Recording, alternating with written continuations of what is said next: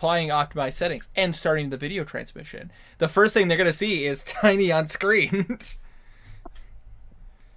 Just bobbing his head to non-music. However, if you take a look at his beanie, you'll notice that it has one of my designs on it. And I approve of it wholeheartedly. Tiny's in the top. It's a comfy beanie. And I'm very happy to hear that. I'm about to say, working with Spreadshirt, like they do actually have really good shirts and they do have really good hats. So I was very happy that I was very happy to confirm that the beanie was good. I've ordered a few things from Spreadshirt myself, so I've been nothing but pleased with their product. But now that the shilling has God, put your glasses back on. It looks so weird. Now that the shilling is done, let's go ahead and get into the stream. What is going on, my frosty friends? My name is Wintercasice, and welcome back to Discord Dungeons and Dragons with the Solaires, specifically Stray, Tiny, and Welf. I'm about to say hi, guys. No. Don't feel like it. All right, and about to say also, Stray, you're muted, just so you know. About to say Belwraith will be joining us soon. He's just running behind, and I got a couple of messages from my sister. I have to check that real fast. And I'm in trouble naturally. Oh, I'll switch to my the troublemaker of the group. launches. But I say she's still alive on Twitch. You didn't. She's like, "Are you live? You didn't send out a notification." It's just like, I'm sorry, I didn't put it out yet. Okay. I forget to do it with D&D streams because I got too much to focus on in the first place. And no one comes. Thank you, Alf. This is a large. Jesus. Yes, suffocate yourself, Tiny. That is a big beanie. What the hell? But it's a good beanie, though. It's a good beanie. Okay. Hey, let's start. Yes, absolutely. We will be starting right away. But I say, I was just getting those notifications off my screen. But yeah, and also just because I talked about her, you could always check her out, Pathetic Chris on Twitch. She does a lot of Minecraft stuff. Counter argument? No. But counter argument, she likes to do a lot of hardcore Minecraft stuff, and it's actually really awesome to watch. I don't like Twitch. That's fair. Fair. She keeps trying to talk me into switching over to Twitch, and I'm like, I don't blame you for saying that because Twitch is a lot more stream friendly than YouTube is. But at the same time, I've spent a long time building up this YouTube channel. I'm not abandoning it. Yeah. Besides, how else will I get all my non-subscribed viewers to come check out my stuff? Walf? Yeah. Huh? Okay. Talking shit? Yes. But anyways, let's go ahead and get into some Dungeons and Dragons. So, last time on D&D. The Solaires, since entering the city of Stratford, have been very busy working in tandem with the Thieves Guild of Atharia, and in doing so, decided to take on the trials, specifically for Kazir, taking on the trials to become a full-fledged member of the... No, I was talking about Kazir, but he's not a cat. He doesn't go meow, Stray. Stray, isn't that right, Stray? Yeah. He goes meow sometimes, but not a lot. But anyways, in order for Kazir to become a full-fledged member of the Thieves Guild and earn the admiration and respect of the guild, he decided to take on the Trial of Shadows. After taking on the trial by combat, the Trial of Shadows, and the trials by navigation, Kazir has proven himself to be a full-fledged thief, and thus became not only a member of the Thieves Guild, but because of the fact that he succeeded in his tasks, became, oh my god, I did not open my notes, he became a Shadow Stalker of the Thieves Guild underneath Silver Crescent. In doing so, every person, the entire group of the Solaires have earned a position with the Thieves Guild, but it is specifically Kazir who's earned the respect and admiration of them. But in doing so, you guys gained access to their library, and gaining access to information that only the Thieves Guild and their confidants have been able to give. In working with them, the party has learned some things. Gotten involved in some things. You dropped a bomb on Blue. I did. But I say, you guys were able to learn some things you didn't know prior. You guys were able to gain access to privileged information, and Kazir has access to extremely privileged information. Yeah. Once this war's settled, that's definitely something Kazir will check on. But in all of that was happening, and through Blue wanting to try to speak with the Tanaruk, that is when he learned that the entire group of the Empire was on their way, and that they had been on their way for some time. So, which means that they were only a few hours away from joining the battlefield in Stratford. And now, with that being said, and after a full rest for the entire party, they are now currently speaking with Shiva, who is Ophelia's Shadow Stalker, to talk about what is going on the battlefield currently. With that being said, let's go ahead and zoom in on the party, talking with Shiva.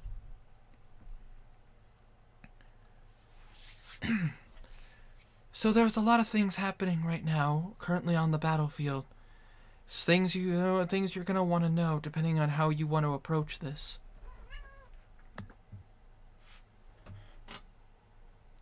And according to Ophelia, looking over at you, Garnan, some of this information is specifically for you to know. Okay. Ezrin is currently on the battlefield. And he is currently moving towards...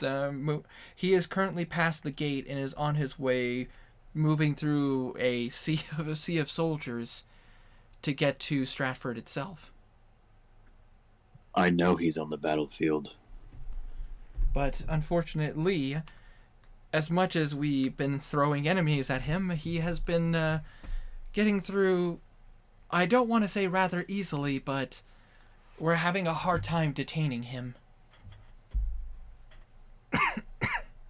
Alosa, you might want to share that thing. Yes. I had a vision while I was trying to sleep last night. Apparently, Ezrin is fully aware that we're here, and I'm confident he's waiting for Garnan to enter onto the battlefield.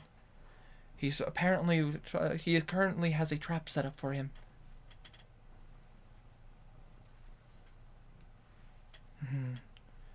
And at that mentioning of that, Shiva kind of nods her head. That would make sense. He is heading towards the battlefield, but considering how easily he's handling the soldiers, he easily could make it to the city with no issues.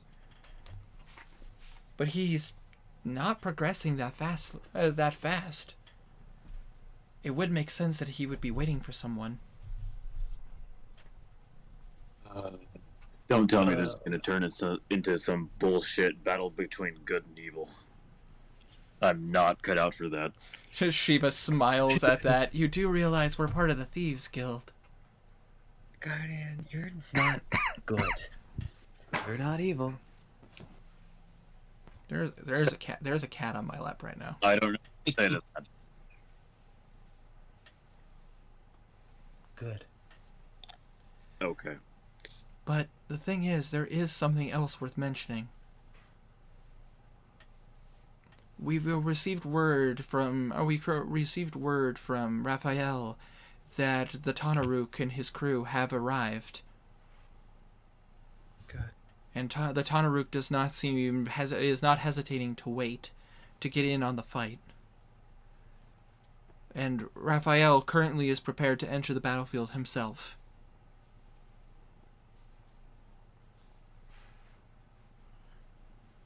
That. Garnan looks. Wait. Sorry, Benny. Didn't mean to interrupt you. That I was just gonna say, have him wait a bit. Blue's thinking of something. Garnan looks at Philman. Think you got that one? Son, Figured. I've been do. waiting for some payback. Figured. But the thing is, his entire crew is with him, which means that he'll have his 3 allies nearby. I don't recall their names proper.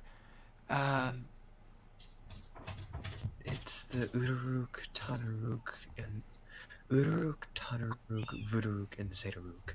I've met them all face to face. But there is also something else that Raphael wanted me to bring up. Apparently, a wild card in this group of people. Apparently, we also spotted an individual who didn't look like they were proper for the battlefield. Somebody wearing a colorful hat with bells on it. Garnan just looks at Blue. Friend of As he yours. kind of rubs his forehead hearing it. Sorry, I didn't mean to Mine. interrupt you. That you weren't interrupted. Why did you change your things from Weedcat? Only just Because Just because. I like bunnies better. Oh, you meant Tiny. Thought you were me. I meant both, but you know what? It's fine. Anyways, Yes, friend of mine.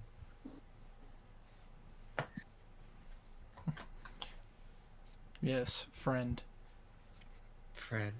It's too bad Skolven be able to join this fight. Eyes shaking, going from one side to the other. in one way, he probably is, knowing him. Yeah. Yeah. As I said, I've faced all 4 of the Empire's leaders face to face, and Ow, that's my leg, cat. I'm. You poor thing, have a cat in your lap.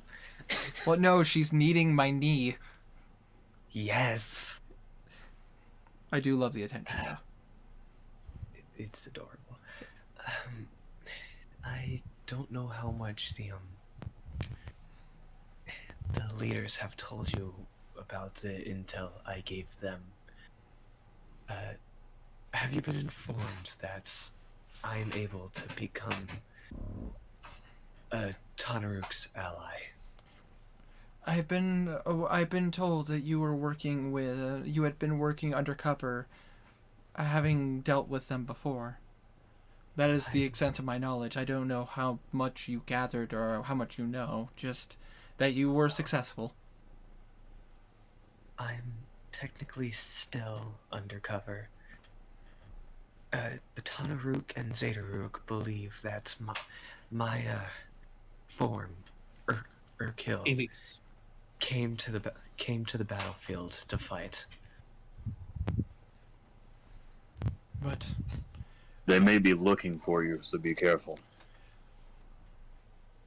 at the end of the day, from what I can tell, this is a full-on assault.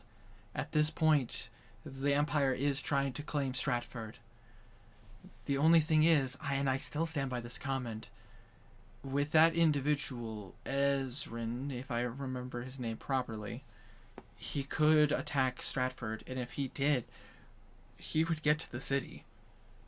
but he is very happy to be in the dead center of the battlefield. It's almost as if he loves the carnage. He's sadistic. He's insane. Is there anything that you can tell us so that we could be prepared for him? Watch out for the horns. I want to mention the Abyssal.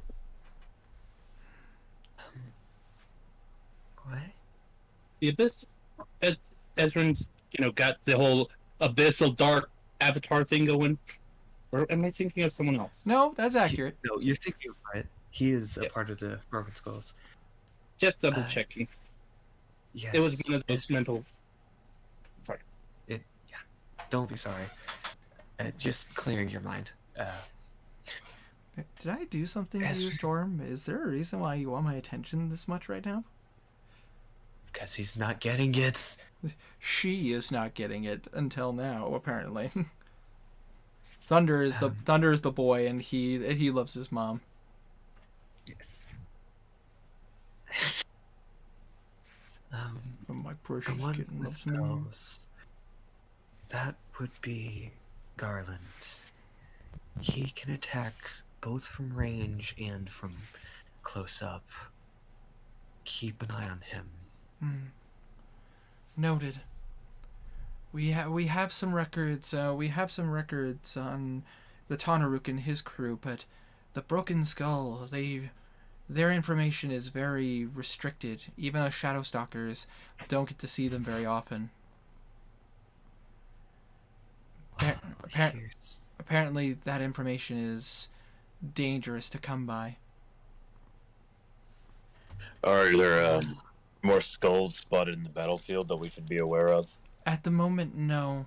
But the way their components are, I would keep your eyes peeled. We don't know what to expect. The goal is to keep Stratford and to prevent it from falling. We're currently trying to secure the citizens, but unfortunately, because the mayor isn't stepping up to handle this, other than sending soldiers to go fight, if they take Stratford, they might take the people, the citizens hostage. So we're currently trying to filter them out. I could try and buy some time using her kill. It's a difficult thing right now. As you probably noticed by the amount of people in here right now, we're currently setting up a makeshift tunnel to our teleportation circle. We're hoping to get the citizens out of here and get them to some places safer. But because of that, we are staying busy, and we really could use people on the battlefield, because if we can turn the tides, we wouldn't have to worry about sending as many people at once as we have been. What we need right now is time. And that is what we have precious little of. Well, Yeah.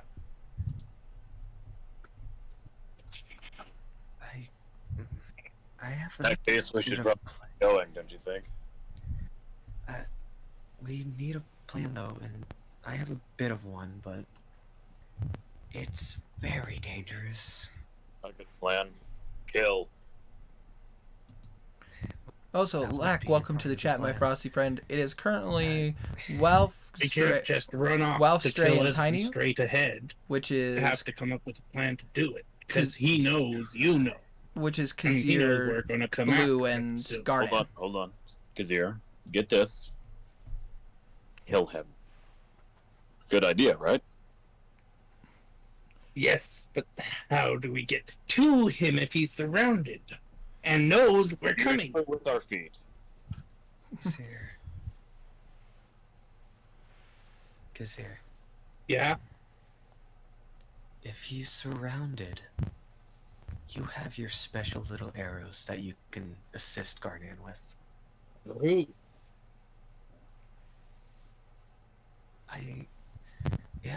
someone here has a scroll of seeming or can cast it, I can get to the back and distract the Tanaruk. St- Storm, I need my dice tray. Will you please get out of it? Good kitty. Well, guys, apparently I can't roll dice. But I don't have to right now, so it's fine. She'll leave. Maybe. All right. You do see, at this moment while all of you guys are talking, you do see that Philman is currently being outfitted with armor. Didn't I give him armor? No, you didn't. you What did I give? you gave him a weapon. Oh yeah, I gave him the Kubakiri. That's Yeah, right. you gave him the Kubakiri. Yes. You didn't give him armor. But I say they're currently putting. They're Shield. currently. Yeah, but I say he has a shield. He has a weapon. But I say you gave. Oh, set armor. Well, Yes. armor or braces. You gave her bracers, and you also gave her daggers. Mm-hmm. Remember, I told them to armor my dogs. They are working on it, but fulfillment is a top priority apparently. Yeah.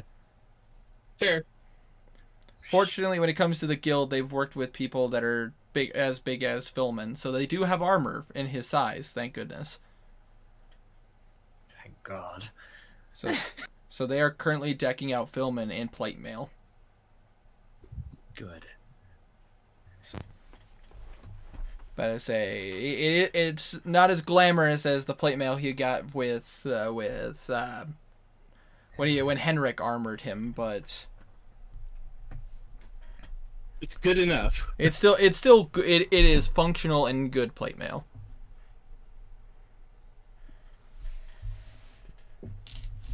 My cat moved, so I have my dice tray. But you also see that Karik is currently making sure his armor is good, and go away, Epic. Thank you. Gosh, they always want to show ads when I'm streaming. But anyways, free advertisement, assholes. But anyways, you see that Karik is making sure his armor is good, and he has been outfitted with a shield. So to go with his rapier. So his armor class is actually higher. Because the DM's an idiot and didn't realize that even though he is the duelist fighting style, that does not mean he can't have a shield. Yeah, there. The Kubakiri is a two-handed weapon, Winter. Yeah, but that's for Philman. I was talking about Karik. Oh, okay. Karik could have had a shield the entire time, and that would have helped him in so many fights. But because the DM's an idiot, like he almost died several times. Winter, Yes. try and find a person who knows seeming or get a scroll of seeming. But I say, you're looking for someone specifically. Roll an investigation check. That would be a. What's my investigation? Bard, do me good. Investigation plus 4. That would be a 23. 23? All right. 19.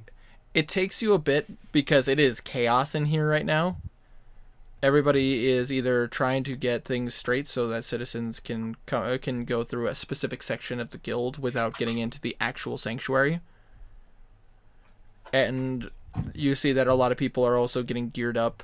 Some people are already going out into the battlefield, and with a 23 investigation check, you're already starting to see some people coming back, and they look messed up. And since you rolled over a 20, one in particular looks like he has a massive claw mark going from the upper part of his torso where his clavicle is down all the way to his waistline. I can guess who that's from. just a slot scrap. It's fine. What's up? It's just a slot for a scrap. It's fine. It's fine. It's whatever. I mean, claws. That could be anyone. Yeah. Maybe Absolutely. Garland got angry and just Yeah, Garland, of all people. Because he uses claws. Garland. He uses claws, obviously. Obviously. But, with that being said, though, you see... you do find the one of the tabaxi that traveled with you, that worked with you guys in the capital of the empire. Armless? Yeah, the one that is missing an arm. Yes. That's it. Oh god, no, Victor. Yeah, the one that Vector. Well, no, not Vector himself, Different one. Yeah. but the person who lost an arm having to deal with Vector and Yeah. Garland. Vector the vial. Remember when he was supposed to be a good guy? Vector? I mean, he once upon a time was. Once Yeah. upon a time, he was a valiant Before knight he who served his became- country. Then he got poisoned. Yeah, Yeah. someone murdered him. Before he was I think he murdered. became a little bitch. Which I mean, being murdered would sour anyone's mood. In death, he He was was- like, "Fuck That's, that that's shit." fair. Yeah. He was Vector the Valorant, I believe. That is correct. Yeah. That And good. now he's Vector the Vile. God damn it, I died! I'm gonna take out my anger on random citizens in Melbourne. Well, there might be more to the story than just that. So, He nearly one-shot Kazir. Yeah, he definitely would have one-shotted me. I remembered that too. I did not expect Kazir to get that close. Gotta give respect where respect is due. It was a very good first session. Oh First yeah. session, everyone still remembers Kazir getting slapped. Yeah, I wasn't here for that. everyone in the party remembers freaking Kazir nearly getting Chris rocked by Will Smith. God, That's I hate the fact that you made that reference. I had to make it at least once. Fair. Oh, God. I'm gonna go up to Armless. He has a name. I don't know his name. To be fair, I still can't find the sheet with all my tabaxi names. Hold on, I have his name. Going to Tabaxi names. It's the one that it's the one that traveled with Walf, Garnan specifically. Well, Oh, Walf, you're in the D&D world. What do you do? oh no! Oh lord. Die immediately. Yep. Especially if you was can that Fallen Twig? What's up? I think it was Fallen Twig. Was it Fallen Twig? Oh yeah, maybe. That does sound like them. I have True Wave, Trinkle Fire, Beauty of Summer, Fallen Twig, Swift Club, who went with Blue, Drifting Cloud, and Breland. I don't know who Breland is, but I have Breland. One of those doesn't fit with the others. Well, True Wave, is the bless me, is the Shadow Stalker for silver. You I are see. blessed with my presence. What's up? You are blessed with my presence. Noted. What were you gonna say, Ty? One of these died. I don't know which one. Oh, it was the one that traveled with. Oh gosh, was it the one? I believe it was the one that was traveling with. Middleman? Right? Well, the one with Philman did die, but he died. Yeah. But I say I can't remember which one he was traveling with, but that was the head that they used to try to gain more info. But Two of these guys are dead. but even No, in but even in death, if you cast Speak with Dead, that does not mean the head has to be honest with you. Yeah. And that's how you guys were. That's why the base didn't get found by the Tabaxi. His name is Fallen Twig now. Dude, imagine if they had the skull of truth and lies. That'd be terrible. Ooh, yeah. Dead. It's mine now, True. though. True. Well, to be fair, a group of lycanthropes had the Skull of Truth and Lies. Yeah. It's mine now, though. But that being said, though, you do find Fallen Twig. And excuse me. Oh, yes, you would wish to speak with me. Yes. Me and my party are going on the battlefield later, and well, not later, very soon. And I need steaming cast on me. He kind of gives you a look. You do know that is a very high level spell. That would mean I would lose that spell slot in case I needed it.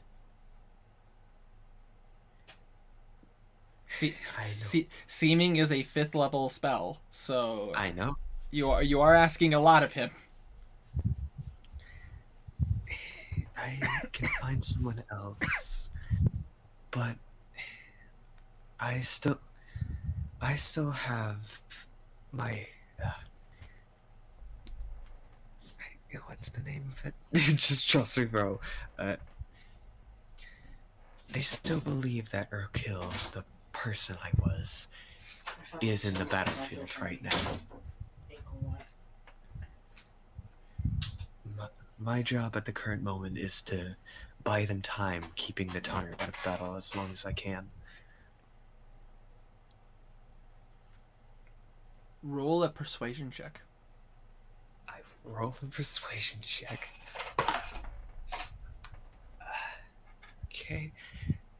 My persuasion's really high.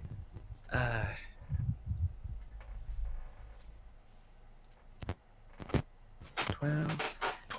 Well, that would be a 27. 15 plus 12. All right. So, with that being said, he kind of looks side to side. He sees everything going on and goes, well, I was not planning to go on the battlefield myself.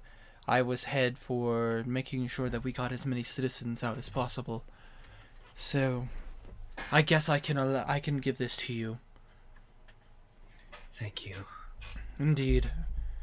Tell your large friend Garnan, I wish him luck. Wish I could join you all on the battlefield. And he mutters some words as he moves his arm. And after a brief moment, he casts Seeming. And I assume you described to him what you wanted to look like? I described to him exactly what Urkill looked like. But Urkill now has a scar over his left eye. All right. Duly noted. And like a recently healed scar. And with that information, you do have that. Oh boy. Oh boy. Oh boy. I wish you all luck. I wish you all luck. Try not to die. That was the plan in the first place. All right. So you rejoin the party? I rejoin the party. All right. So the rest of you guys watch as an orc with a scar over the left eye walks up to you. Hey, Blue. Are my dogs armored yet now? At this point, yes, they would have been. You would see that your Mastiffs have been armored up, so they are now armored Mastiffs. Do you have the stats for that?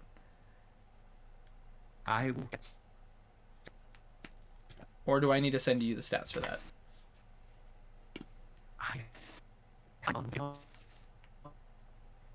So it's a Mastiff, but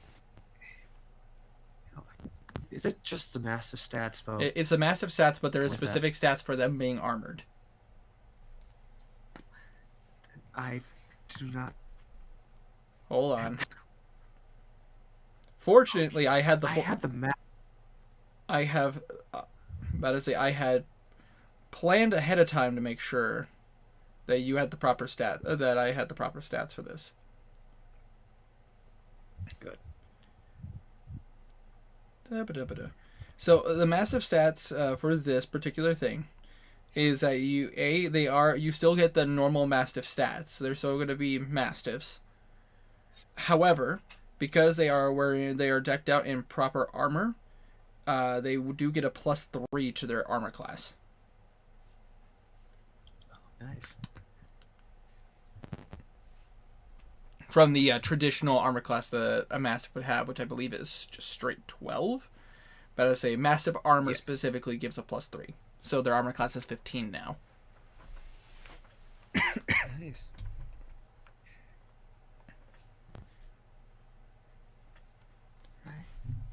Let's see, I knew that this was going to come up, so I just made sure I had the proper stats.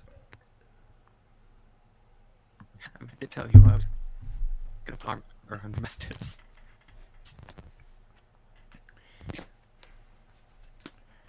But as you guys are now starting to finish up getting armored and making sure everyone is ready to go, you do see as Dante walks up to the party. And in case you don't remember, Dante is the human shadow stalker for Raphael. Gotcha. You watch as he comes up. So apparently there has been an update on the battlefield. And unfortunately I have dire news. Ah, nice.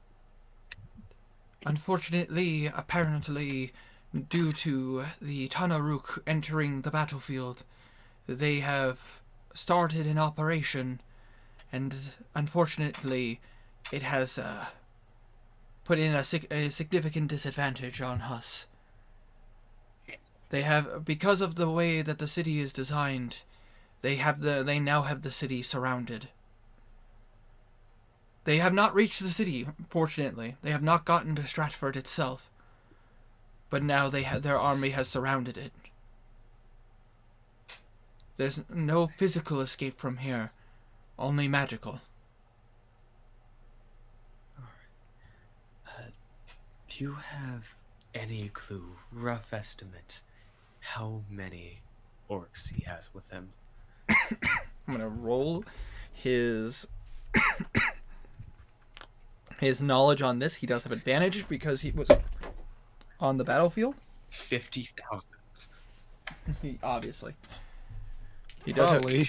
does have advantage because of his background and because of the fact that he was It's on. enough to surround a city. That's what I figured. But I say he kind of looks at you and he thinks about it for a moment. If I had to give a rough estimate, we're dealing with maybe between between 900 to 1,200 soldiers. Hey. But the only problem is one side of the city only has one soldier. Ezrin. Is an individual who has purple fur and horns. That's right. Fuck. He does not seem to be getting closer, but he is keeping his ground.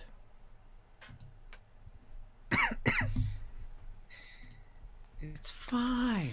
It's fine. What are the odds that something will happen? Yeah. We're just going into war. It's not like it's anything bad. Oh yeah, I forgot. Blue would have had an advantage on that persuasion roll because I drank my whatever it's called brew. Warrior's Fire. Oh no, not not the Warrior that. Fire. The other Yeah. one. Charisma one. I can't remember which one. I'll look at it in a bit. Anyways. That's troubling. At least they're closer together. Very true, but unfortunately, it's already we've already seen that the Zetoruk has already been fighting on the battlefield. So there's reason to believe that Tanaruk is about to start fighting himself. Then I need to move fast. You need to keep an eye on Zetoruk. She can turn invisible. Duly noted. We are all fully prepared to fight if necessary. Alright. this will be a interesting battle. Very. So with that being said, I have to simply ask this one question: where would the party like to go? And is the party sticking together or splitting up? Blue, I think sticking together would be the best, but I'll listen to whatever everyone else says. Blue's splitting up. Ah. He has to go distract the Tanaruk. That way, Oh yeah. the battle on that side will. Which Yep, which the better. moment you say that you're going to split from the group, you watch as Henrik pats you on the back and go, "Don't worry, I'll have you in my sights." As he shows you the light shot. I've got you in my sights. God, now Henrik reminds me of a soldier. Kind of 76. Soldier 76 from Overwatch. Yeah, it's kind of where my brain went to as well. Whenever Irma plays this character, it does kind of remind me of Soldier 76. Fair. Make sure to attune to his alchemist goggles again. Yep. He's not attuned to the. Yep, I better say ahead of time, already prepared for him to be reattuned, since he no longer is attuned to the Abyssal Axe.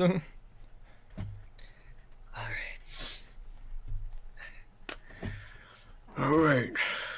Let's do this.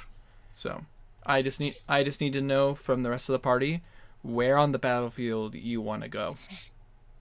Well, I guess Kazir would be sticking with Garnan, and was said sticking with Valve. Since Garnan's probably going to go fight Ezrin, and he'll need some kind of backup. Wow, that's your cue. Say something. I believe that Garnan is going to ask Alosa for help on where to go because he doesn't want to go to the ambush. So he's going to speak to her. Fair. Alosa looks at you and she thinks for a moment. I actually have to roll something real fast. Directly into combat. Mhm. Right at it. Alosa kind of sits and thinks for a moment. And then she turns to Bimp. Where do you think that magic would be the best to aid in this? And where do you think that a large melee threat would be a big problem for them? Bimp thinks for a moment. And then she kind of gives Alosa a look. I think I have an idea. And apparently, they start whispering to each other a bit. Not the time for girl talk. And then at mentioning at the conversation, they both kind of nod, and then you see both of them turn to you. We think it would be better if Garnan, if you don't go to, we'd rather have your brother come to you. It makes it so that he loses his field of advantage. Leave him waiting. Leave Don't him- plan his Okay. And the best way to cause a problem for them is if you go into the fight. But I figured between me and Bimp, we give you a little bit of advantage. How do you feel? We're not gonna do a threesome or anything, are we? You I'm Kazir. kidding. I'm kidding. I'm kidding. Oh yeah. You watch as Alosa smiles and goes, "How do you feel about being twice your size and trampling some orcs?" Oh, goodness. Garnan gets an almost sadistic smile on his face. Yes. But I say, because she prepared that spell for today. Oh, I God. forgot my dogs have inspiration. Perfect. They're good boys. Yee. Good boys. I'll try and keep the Tanaruk distracted.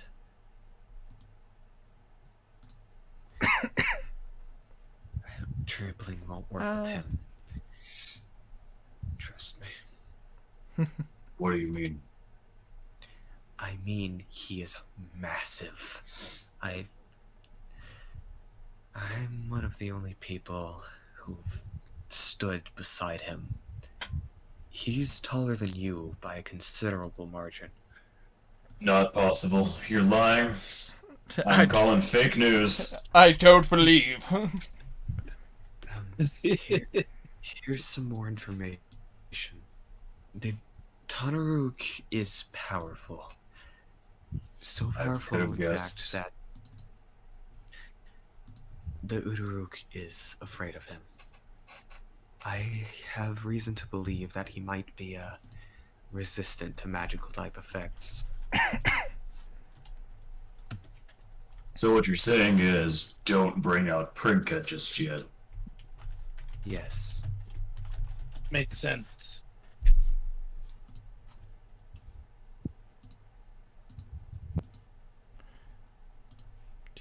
Okay.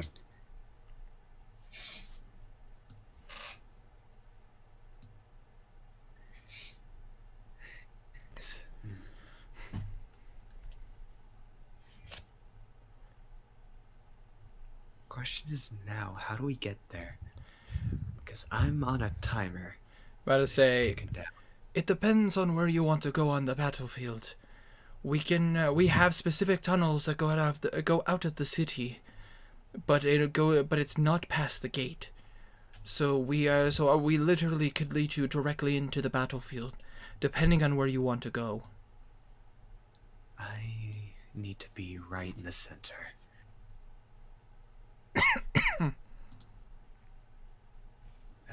I believe, Garnan, it'd be better for you to start working on one side.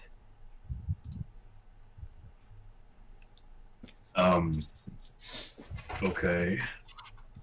How exactly are we gonna lead Ezra to me? He's waiting in, I believe, the center of the battlefield, right? One of the centers, yes. One side of the battlefield has Ezrin, the other has the 1,200 soldiers. Okay. So, what exactly are we planning to do? We're going to lure Ezrin to me while also keeping me useful. Yes, basically how me and Bimp were thinking of it was that if we keep you attacking some of the attacking soldiers, keeping them busy and focused on you, while pointing at Knackle, here we have a combat medic with us. It would not only keep you fresh, but it would also make it so that Ezrin would need to come to you. Okay. That makes sense. While lowering their forces. As I said, have him play on our battlefield, not us play on his. Philman kind of steps up to this conversation. In the meantime, son, I think it would be better if we cause some problems for their forces as well. You watch as he taps the armor. And then he looks over at you, Kazir. With you and if I have you and Karik with me, we can not only get to the battlefield, but we can target specific individuals, especially if other soldiers are in the way as well. That makes it. Sorry. That makes a lot of sense. Yeah. I'm Especially willing to do that. Especially if we have to deal with the other members of the Tanaruk's crew. Agreed. While this is going on, continue, Tam. Didn't mean to cut you off. It's fine. If you can find the Voodoruk, kill him as fast as you can. The Voodoruk was the one that resummoned the battle, right? Hmm? As we saw in Ilk, he can bring things to life. He will keep adding more into their forces if we keep him alive. Right. I mean, sounds logical. Whose computer just had an error? That was me currently working on some stuff on the side. Makes sense. A DM's job is never done. Fact. You did that enough with Abby. Ha Okay. But as I said, running our clock here. Let's go if we're gonna be going.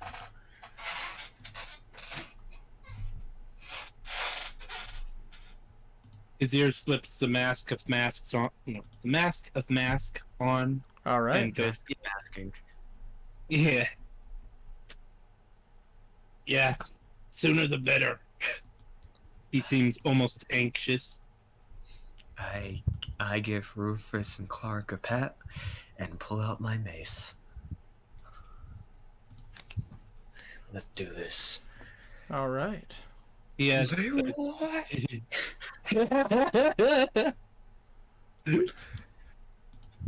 With that being said, and you guys are now confident in your choices. You guys start. Dante and Shiva start leading you down the battlefield, and you watch as True Wave follows behind you. So, question. Before we continue this, Yes. first of all, I want to ask a question. Where is my dog? Specific. About to say specific. Layla. Layla. About to say your direwolf pup. Mm-hmm. About to say Layla is right behind you. She is trained to listen to you. Layla, girl, this is going to be dangerous. I need you to stay here, okay? Don't want to risk you getting... You watch as Layla kind of gives you a sideways glance, and To basically the battle. A bigger one than you'd ever seen. you watch as the Layla kind of gives you a look, but as soon as you tell her to stay, you watch as she sits. Winter, you forget. She can understand me. That is true, and you are explaining yourself. Which is why she sat down. And which is why she's sitting exactly where she is.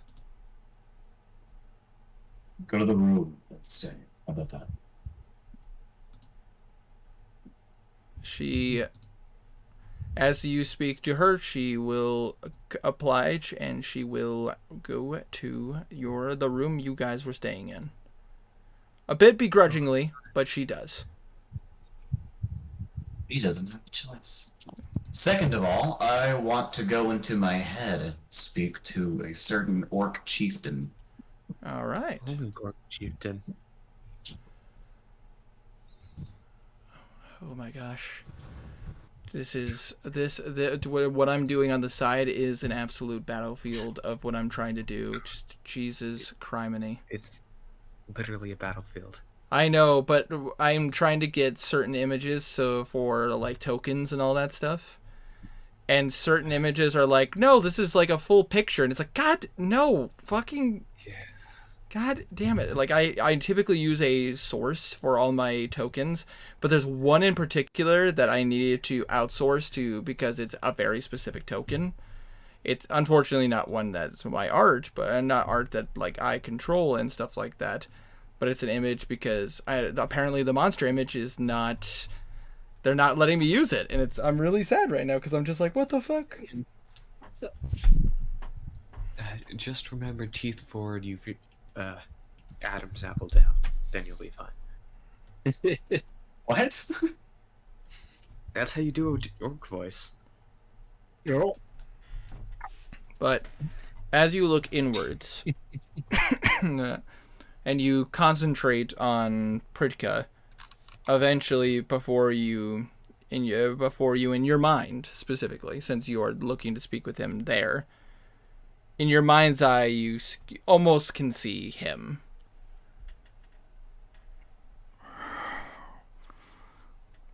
This is quite the predicament we're in. It's been Are you feeling ready for a battle like this? You know I'm gonna need your help in this. I am always ready for battle. It's been a long time since I've been to war. Well, let's just hope we do this well. I'm counting on you, Pridka. Don't let me down. A word of caution, Garnan. Any sign of demons, we must be prepared. They are an infestation. We may be dealing with more than one. I'll keep that in mind.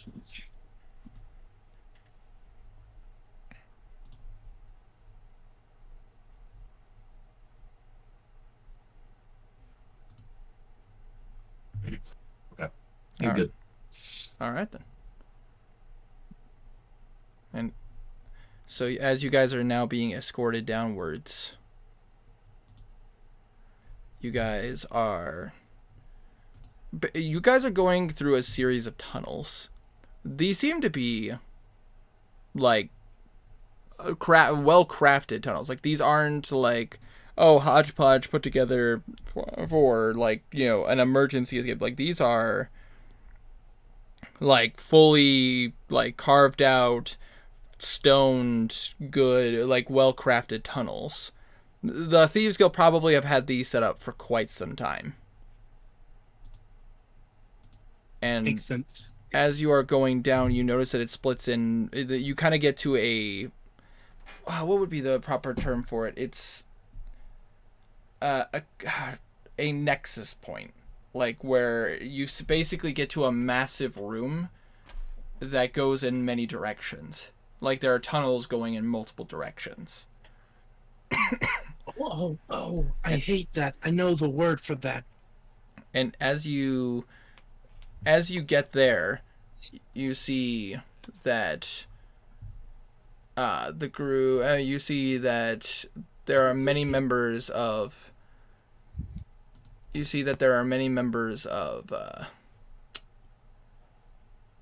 gosh darn it. You see that there are many members of the Thieves Guild, and with a little bit of time and looking, you don't need to roll for it because they're pretty hard to miss. You do see the Tribunal.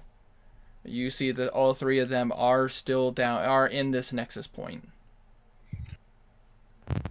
But you will notice that the first thing you notice is that Raphael is decked out in armor. Like he is wearing plate mail. Nice. Cool. Looks cool. And the armor is actually different from what you've normally seen him in. I wasn't talking to you either. His plate mail actually is it is still a steel gray color, but you'll notice that there are embellishments of brass with a little bit of jade, which which you can see symbols that are put into certain sections of the armor. And one particular mark that Blue would recognize right away is a symbol of a sword put before a harp, which you would know as a bard is a symbol of a college. Gotcha. You do also notice that Ophelia is dressed in a intricate leather armor, like studded leather armor, and you notice that she is currently wielding a blade at her side as well. The only one who doesn't look prepared for battle, quote unquote, is Silver Crescent. She is dressed in some very formal robes. And you notice that she looks as if like she's more ready to go to a political gathering more than she is to go to a battlefield. What's the difference? The difference is that I mean, that's a fair point. Actually, now that you put it that way, that is a fair point.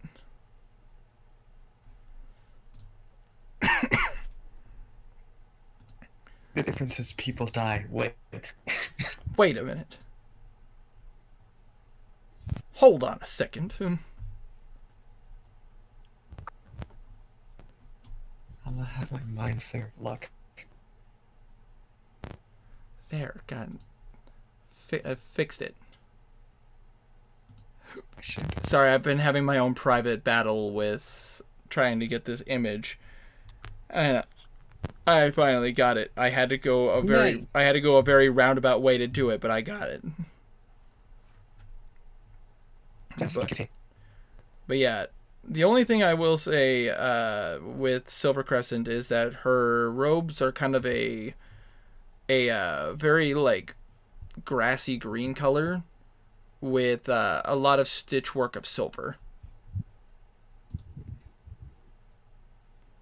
Nice. So. Ugh. Is her guide heading towards them or just straight to the exit? They all three of them are basically standing in the dead center of the dead center of their group, like a dead center of this group of people. They do not seem like they are going to be moving anytime soon. Makes sense. I said if her guide is heading towards them or the exit.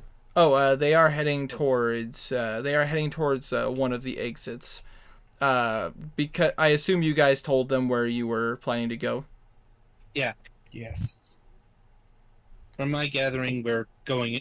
Me, Tiny, and Wow are all three going 3 different ways. From what I gathered. Might be wrong, but.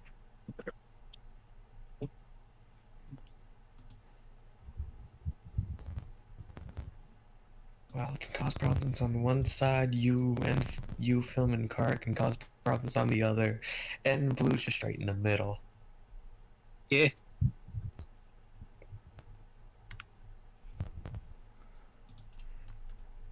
All right. So with that being said, at this point, as you guys get close to a set of tunnels, he does look to you and go, "So to my understanding, you wish to separate?" Yes. In that For case, the time being. in that case, better say, he points to one of the tunnels and goes, or one of the 3 tunnels before you. This tunnel will take you to the location in which you will find where at least where our people said is the Tanaruk and his group. That will be my destination. And again, as you walk forward, you do see Henrik at your side going, "Don't do anything stupid." That's my job. Lost reaction, boy. In the meantime, I'll be following a decent distance behind you. Got to make sure that they stay in range. Yeah.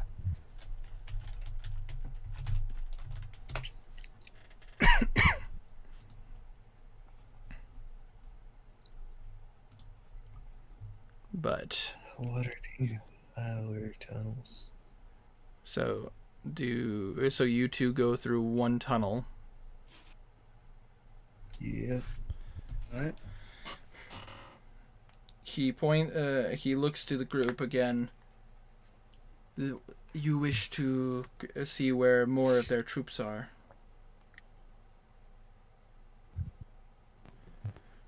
Correct. A more larger pact of troops. Is that correct? You see Alosa and them kind of nod. We're gonna want to target PM for our plan with Garnan to work. We don't want any big profile targets. We want to cause problems for just a large group of troops.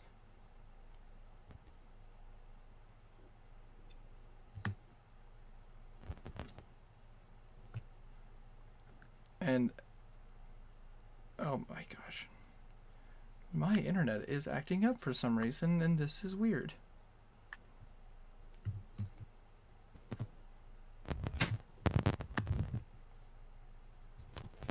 We want to cause problem for a lot of troops, but if we end up killing 1 or 2 main targets, that's fine with me.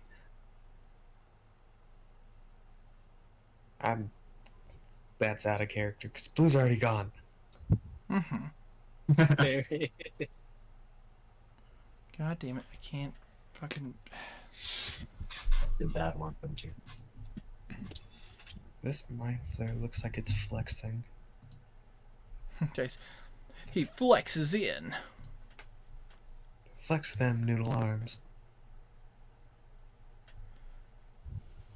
But, he points to one of the doors, and he points to one of the passageways. We're seeing a lot of we're seeing some of our resistance handling things okay in through this tunnel. If you wanted to split some forces and cause some problems, then more than likely this is the path you'll want to take. At which case, Garnan, you'd see Alosa and Bimp kind of walk up beside you. Are you ready for this? Nope.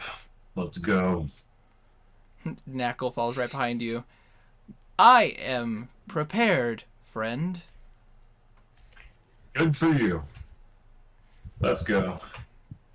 And as they You hear Blue through the other door yell, "Whoa!" I do have one problem. I don't know who Belwraith would go with. So right now, Belwraith is going to go with be the. He would probably go with Philman. Or maybe Philman and Kazir. Kazir need a healer. I was about to say it would make sense for Belwraith to go with this group, especially if they're going to be harder targets. True. With that being said, he looks at the rest of you and Philman says, and Philman kind of steps forward and says, we're looking for some targets that need to get taken care of. So you want some of the people that are causing more problems?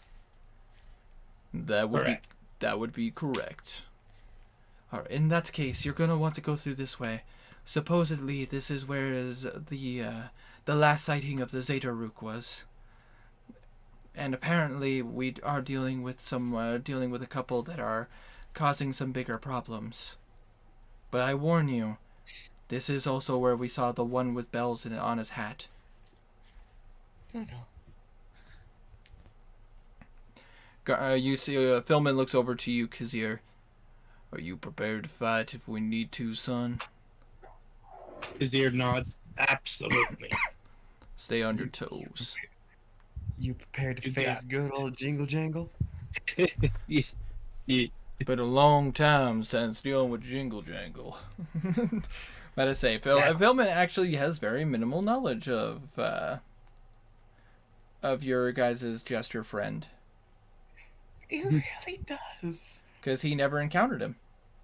True. You encountered him once? Even in the hideout, he was unconscious. He was unconscious. There was that one time with the Hydra, though was Philman with us right then? Philman was with you guys, but he didn't see. Let's go! I'm about to say, but he didn't see. He didn't see Garland though. Garland was blowing up the place. That is true. So he would have seen Garland once. Once. Oh yeah. Whereas the rest of you guys have actually fought Garland, and Man, I remember when he used to use old scrolls and had, what was it? Giggles and something else? His 2 swords? that is correct. But who knows what he's like now? So with that being said, Wait, we met him like a week ago.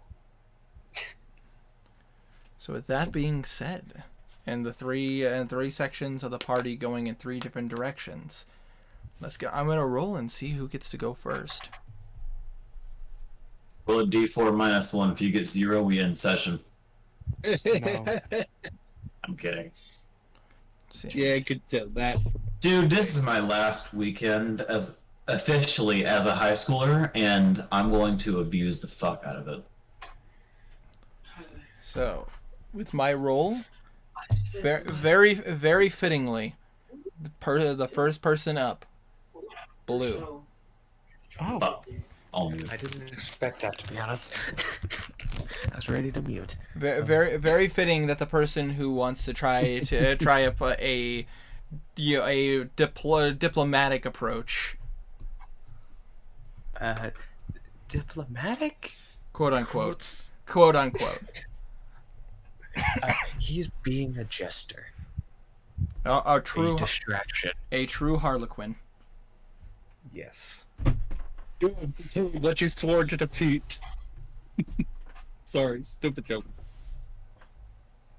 All right, so Blue, as you go through this tunnel, it is quite dark, and immediately going through this tunnel, you're already starting to hear combat.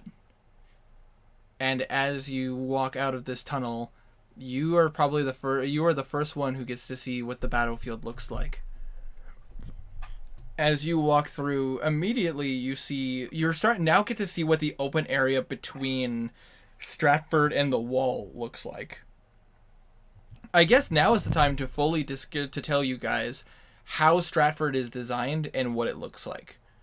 I actually wanted to hire an artist to get us for this specific city to have an art design for, because I loved how I designed this place. So Stratford is designed, basically the city is huge, but the city is huge in size going upwards. So basically, and I've explained this a little bit to, but I say I know to you, Tiny, because you were here before, and I explained it a little bit as Kazir went to deliver a package. But basically, the city was designed to be a massive city that is a pretty relatively good size. But the difference is it's kind of like a giant city tower. Basically, the city itself is pretty huge, but it's a stack going upwards. There are many floors and levels to the city, and basically, depending on what each floor has their own sections of shops, their own sections of stores, their own sections of bars and taverns. And basically at the very, very top of the city is where the government makes their decisions, where the mayor is, and also where various different special shops are done. But I mean, go ahead. The Marif. Yeah, the Marif. But you would know that the reason why they designed the city this way was so that way they could have the farmlands between the city and the wall. That way, if there was a pestilence going on outside of the city, or if there was a war going on, they wouldn't worry about the farmlands outside of the city, as they could rely on the farmlands within the city walls. I guess the best way to really describe it is, if you've ever seen Attack on Titan, how they have the wall Maria and everything to keep the creatures on the outside away. And there's a decent amount of forest and farmland within the wall before the city. Does that make sense? Yes, I've seen a good bit. I personally loved that design a lot, and basically had it set for this city in specifically because it's also the perfect city for the Thieves Guild to be able to operate in, basically having tunnels to go everywhere. Oh, freaking hi, Matt. Welcome to the chat. Hey, bud. Hello, the creator. The creator. But anyways, but as you go out into the land, as you walk out of the city proper through the tunnel, you now see the farmland that would normally be out there. I would like to point out, though, this is the perfect scene for a battlefield, as the land between the city and the wall is huge. If I had to put this in perspective for you to understand, the distance between the city and the wall is actually several miles. Like, there's a lot of land between here and there. Nice. But what would normally be luscious farmland and what would more than likely have some forested tree, cultivated trees, you see flat land, and you already see blood, and see blood-filled fields, as you do see bodies dropping in many directions, both human and orc, and everything in between. Oh, about to say, Isaac, welcome to the chat as well. I apologize for not noticing you, my friend. Hello. About to say, sorry. About to say, it didn't. That my thing, I don't know what's going on with my tech lately. It keeps saying, like, oh, there are zero viewers, but there are people in chat talking. So it's like. Oh, it's one of those things where it's like, kind of like how it says stream started 2 minutes ago. Oh, yeah, that bullshit, yeah. It's a Have to weird. constantly refresh BS. Yeah, that's fair. But I don't know. I swear to God, like it's like 2 steps forward with YouTube and then 3 steps back. But for you, Blue, this is definitely a battlefield, and you are walking right into it. And I assume you keep walking. Blue keeps walking as if this is normal. Henrik walks with you for a little bit, but he does give you a look after a bit and goes, "Remember, don't do anything stupid. I can only kill so many at a time." My middle name is is stupid. My father sucked. You have a lot of middle names. But you watch as before Henrik walks away, he slaps you on the ass as he walks away.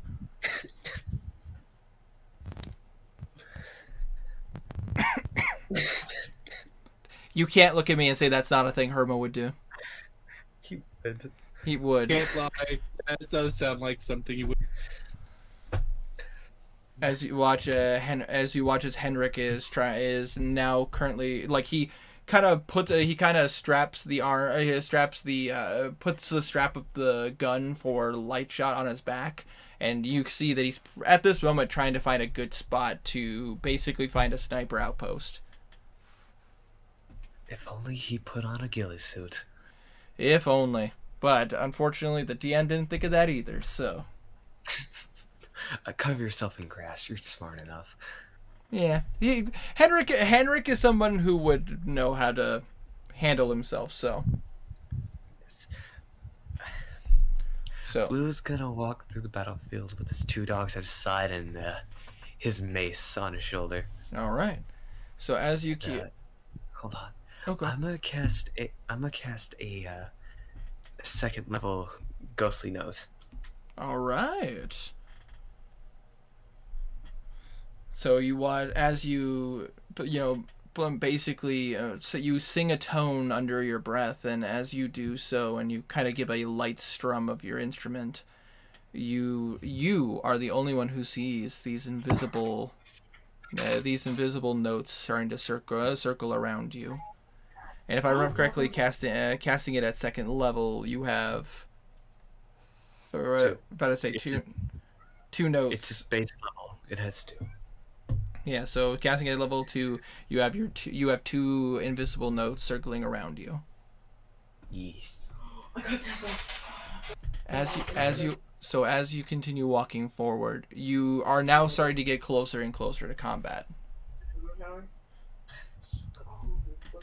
It does take you a little while. Like, this is, since you're not like directly charging into combat, like you're not like running full pace, it is taking you a little bit. But it feels like a lifetime as you're walking into this, as you're just like, God damn it. I wish I could play music easily with Discord. It's a very complicated thing. But I wish I could add the understanding of the constant hearing of sounds of combat, clashing of steel and weapons, and constant anguish as people are dropping on the battlefield on both sides. it is not just one side. It is not one-sided. It is both sides. But from where you're coming, you do see a lot more of the soldiers of Stratford struggling. I'm gonna do a quick perception check to see just how bad the soldiers are doing. All right, roll a perception check. That would be 17 plus a lot. 17 plus a lot.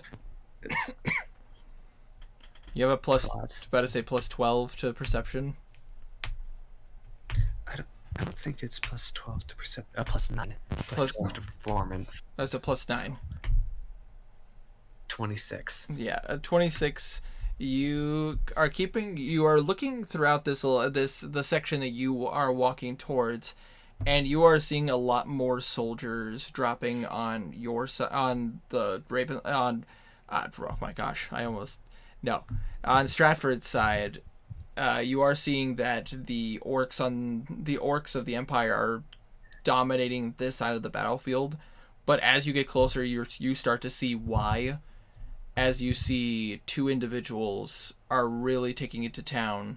As you see, the Tunaruk is currently he is joyously smiling as he has his giant warhammer out. And you watch as he is being flanked by the Utoruk,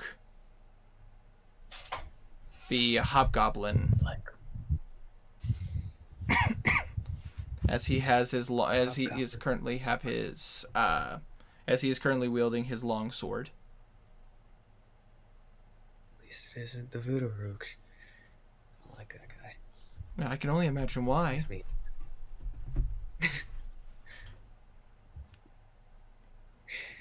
So funny I took his champion.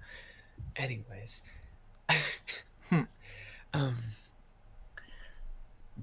I just gonna stroll on into battle. All right.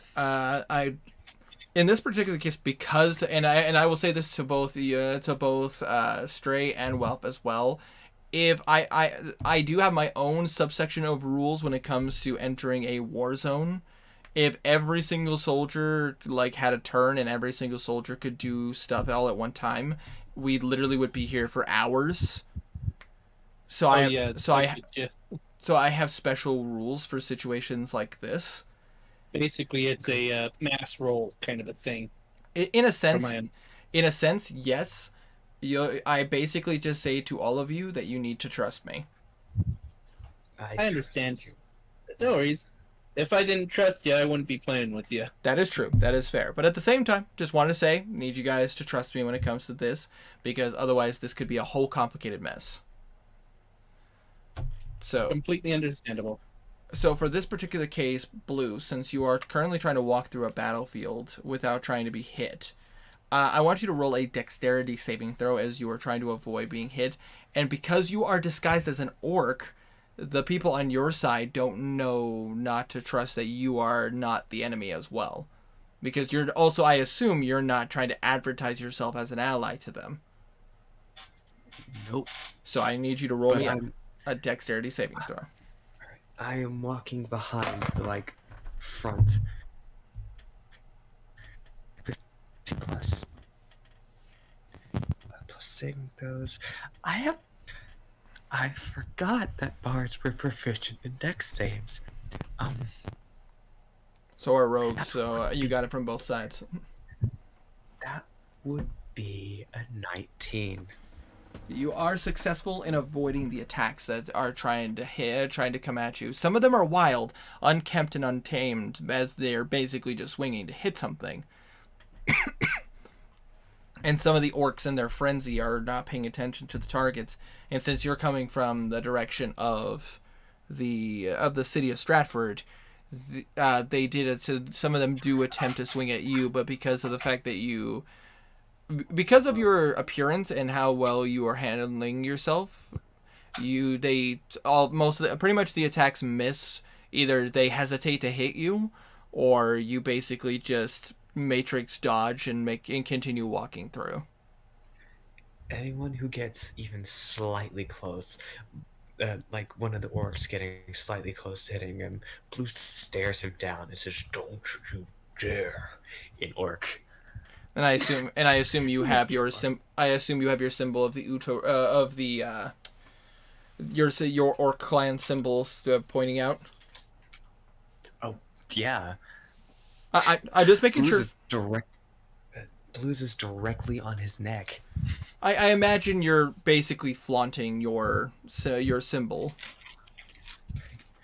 I'm a part of the best tribe, Trime.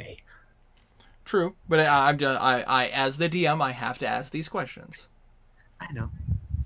So with that being said, you continue to walk through the battlefield, able to nimbly dodge out of the way.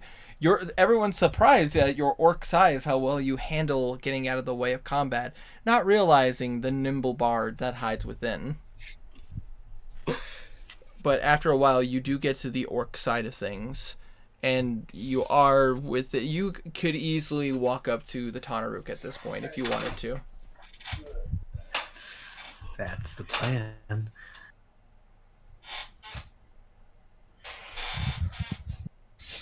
getting close enough to speak. All right. So you walk forward. I assume uninterrupted. Are any of them trying to hit me? None of the orcs seem to be turning back to try to hit you. But as you walk up, you see that the Utoruk is looking directly at you. And as you walk up, you watch as he puts a hand on the Tanaruk, who just, oh, friend, you have joined us. Yes. I come equipped with a new scar. As you point, I assume at this point you point to your eye where you got. Yeah. Oh, and a great scar it is.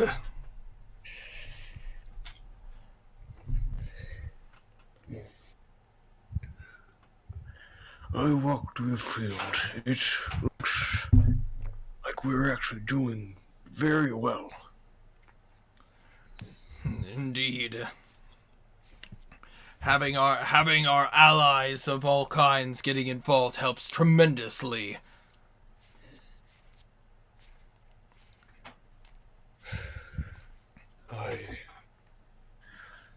I wanted to observe the size that our other ally was on. That's right.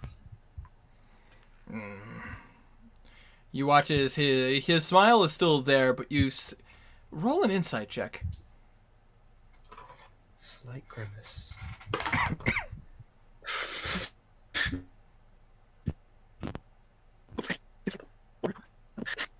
What? Hopefully, that's a 12. All right. I'm gonna roll. I rolled a 9. I'm gonna roll to see how well he keeps this. Nat 1. Nope. You can see behind that smile, yes, a little bit of a grimace. Right. Ezrin.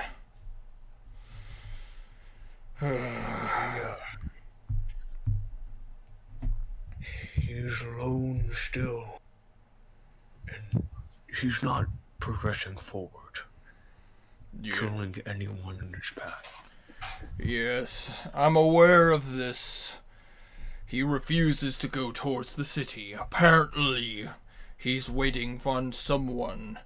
One of those solars that are inside of the city. Well, while I was coming here, I found out a bit more about them.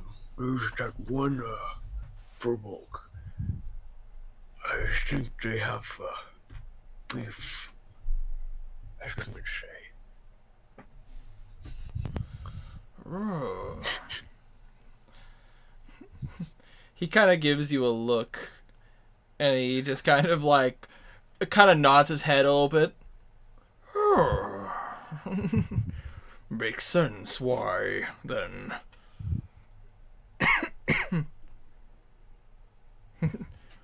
Also, I hate to break character, but congratulations, Chris. That's awesome. My sister just became available to be affiliate on Twitch. That's awesome, sis. Good job. Nice. About to say, completely understand why you need to tell me. I'm gonna get back to the game, but I did want to stop and congratulate you. That's awesome. Also, Jam Jack, welcome to the chat. All right. James. But back into character. Back in the game. Back to the game. Back to the game. As you continue talking, you kind of still peek over at and you do see the Utoruk. He has not stopped looking at you this entire time.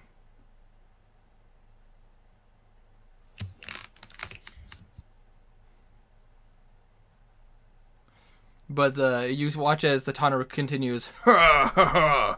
But forget the sullied soldier, the one who only wishes to fight one, and let's focus on the fact that we're taking the city, expanding the empire.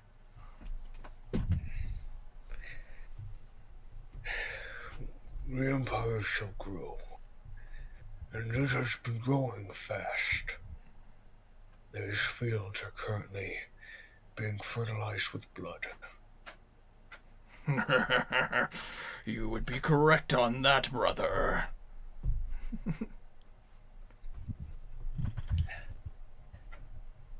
Who's gonna look at the Utoruk? Is that firearm that I gave you treating you well? Yes, it is indeed treating me well.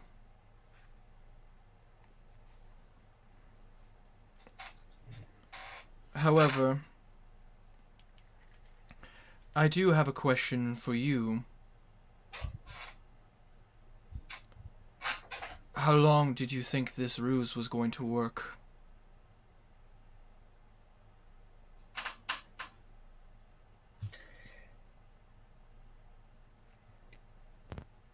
So Blue's gonna die. Hope you have your backup ready.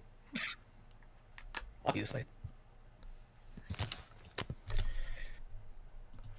Love you too, sis. Blue takes a step forward, getting closer to the Utoruk.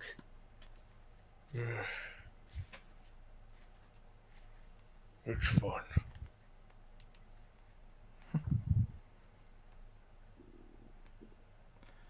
Well, it's not to say that what you've done isn't impressive.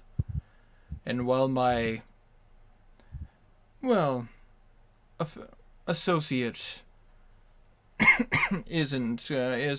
while he is fond of you, I knew that I knew that some of you people were talented in seeing and the various things that you do, and you, I can see right through. I'm not a part of them. I'm a part of my own thing. You watch as he lifts up his hand, and you watch as he looks in your direction and he snaps his fingers. Is he casting Dispel Magic? He is. Hmm. He does have to roll for it because of the fact that Seeming is a 5th level spell. What type of roll is it? To dispel magic, a spell higher than the spell cast for it, he does need to roll adding his modifier to see if the dispel magic will dispel the magic set before him. But if I remember correctly, which I'm pulling it up right now, the DC is set by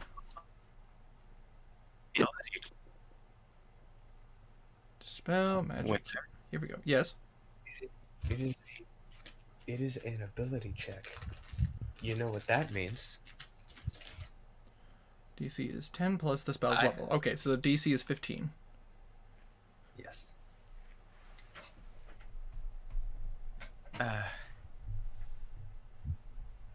It's an ability check.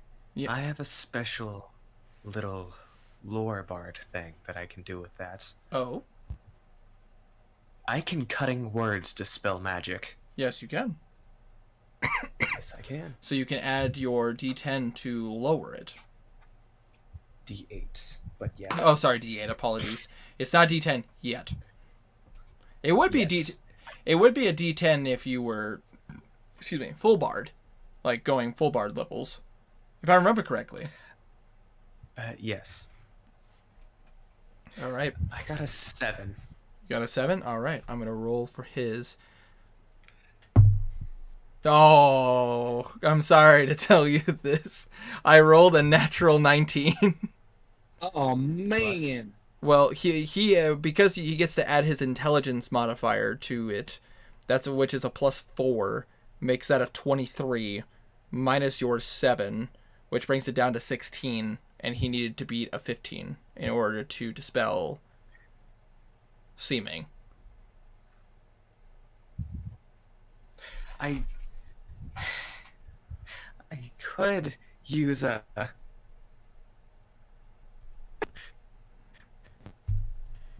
could use dispel magic. Or not. Yeah, you could you could counterspell him, I could counterspell but him. that would also give you away. Well, I'm gonna say this. Underneath his outfit, he's in just a mask, goggles. Yep. Nothing is shown. At which case, you see immediate shock on the Tanaruk's face. Oh! Who are you? What have you done with my friend? Blue looks up at the Tanaruk. Before you get mad, I am still the one who served you. I did in fact enjoy serving you. I just knew that the orc form would be a more suitable for you. The Uroruku looks over to the Tanaruk. He has been using you, sir. And I believe you watch as he swings the blade around a bit. It's time that we show him what happens to deserters of the Empire. Blue looks directly at the Uruk. Use him how? What have I done that hasn't been beneficial to him? You watch as he looks to you. We lost several of our prisoners when you disappeared. The members of the Solaires, specifically. So how are you to prove that you're not one of them?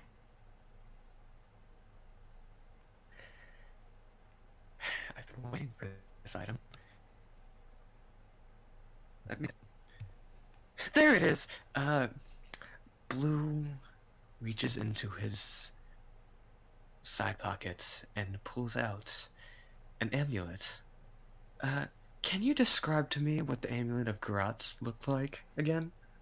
Oh, the amulet of the god of madness, the orc god of madness. Yes. Of Gratz. The symbol of Gratz. Hold on a second, I actually gotta pull this up. Because it's been a minute since I've even looked at it. Let's see if I'm spelling this correctly. There we go. The symbol... oh, no, wrong one. Grumsh, by the way, is what you're thinking of. Yes. The symbol of Grumsh, as you pull out the amulet, the symbol of Grumsh is this triangle with a small void in the center, with 3 points that go, like, it is still a triangle, but in the 3 sections of the triangle where the points are, you see you see a bone coming out of each side of it. The one-eyed god symbol.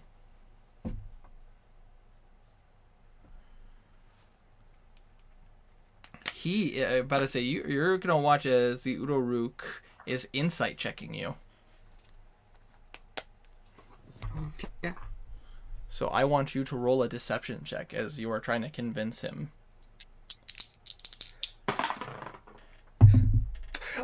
Jesus Christ!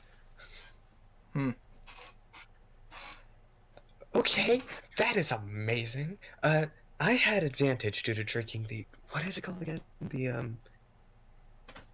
It's the drink that I was given by, Given to you by Raphael, yep. Yeah. I drank that. With advantage, I got an 18 and a natural 20. Alright, with your natural 20, what does that add up to? Going to ability checks. The natural 20 adds up to a 28.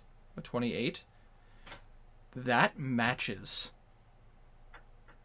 The Utoruk has a, what is it called? Expertise on insight. And he also got a 28. Wait. I could do another cutting. So currently, well, you have to announce that but as the roll is being done. If we do it again, I can do another cutting words. So you guys are matched. The Udoruk does not seem convinced. The Tanaruk, however, looks at you. He is a mixture of it's almost as if he's struggling to decide what he wants to do with you.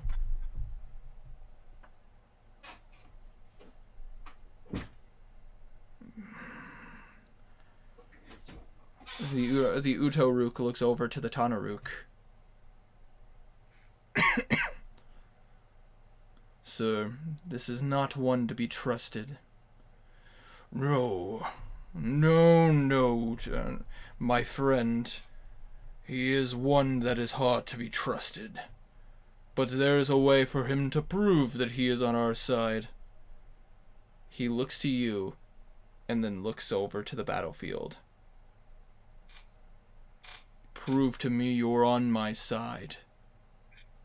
He points to one of the soldiers that's coming from the city. Kill in my name.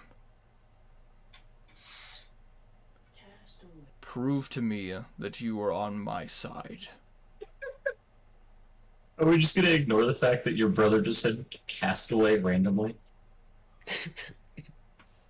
Yes. Okay. Cast away your humanity.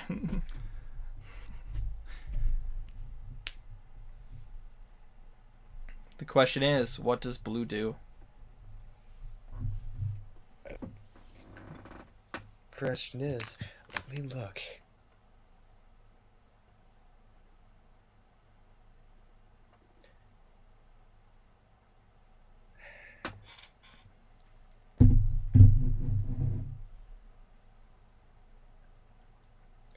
Shoot.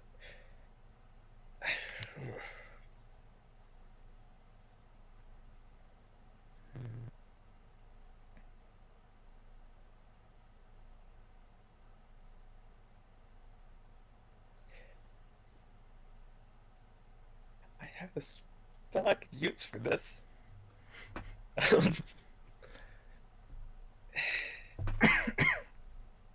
put me in a hard spot here. I mean, but that's just it. You wanted to get close to the Tanaruk, and his right hand man is a magic user. Yes. Who also was skeptical of you the first time he saw you.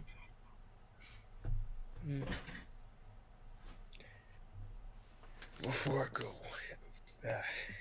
Blue's gonna look at the Odorok. I want you to hit me.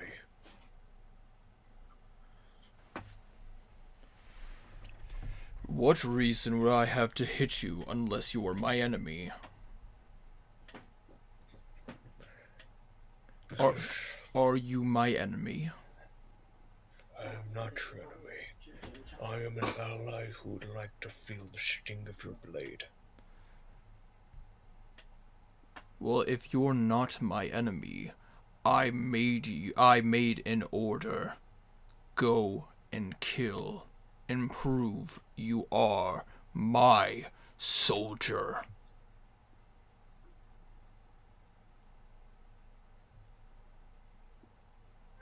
Pizza's getting spicy. You're backed up in a Yeah. The problem here is the fact that and to put this in perspective just so that you know the full terms of why he's like this, you were proven to be using a ruse to trick him. So now he, even with your high persuasion and your deception in this case, to prove that you are a follower of Grumsh, that doesn't make you loyal. How far away is the soldier at this current moment? You see the battle is going on probably about like 30, 45 feet away. That's really close. I could hit this.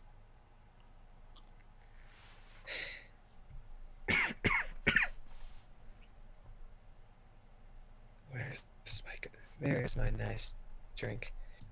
No promises, Isaac, but I always do like ideas.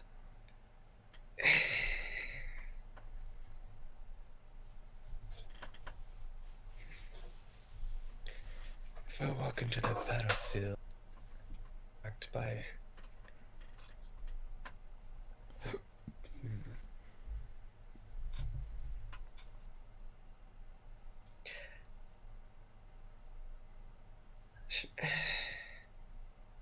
that would roll something.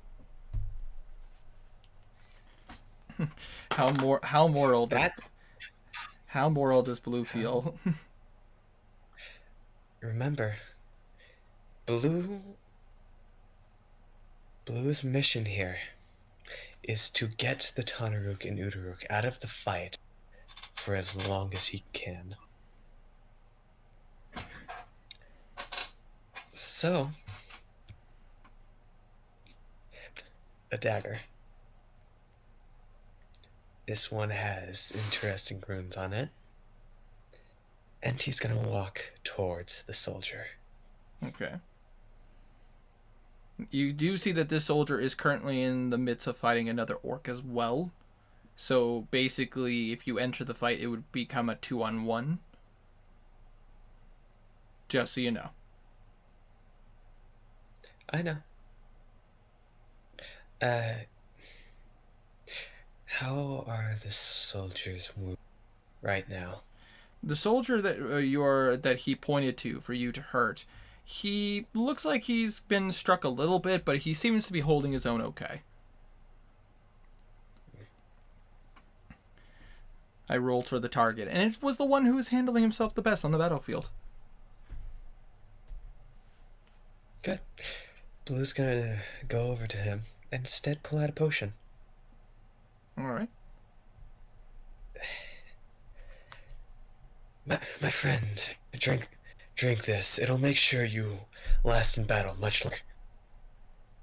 Just gives him a potion of Viagra. But I say, are you just handing this gentleman a potion?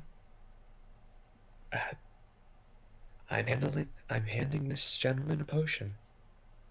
All right. I'm asking this gentleman if I can use the potion on him.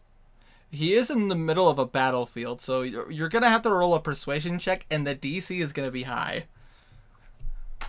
Well, I still have advantage.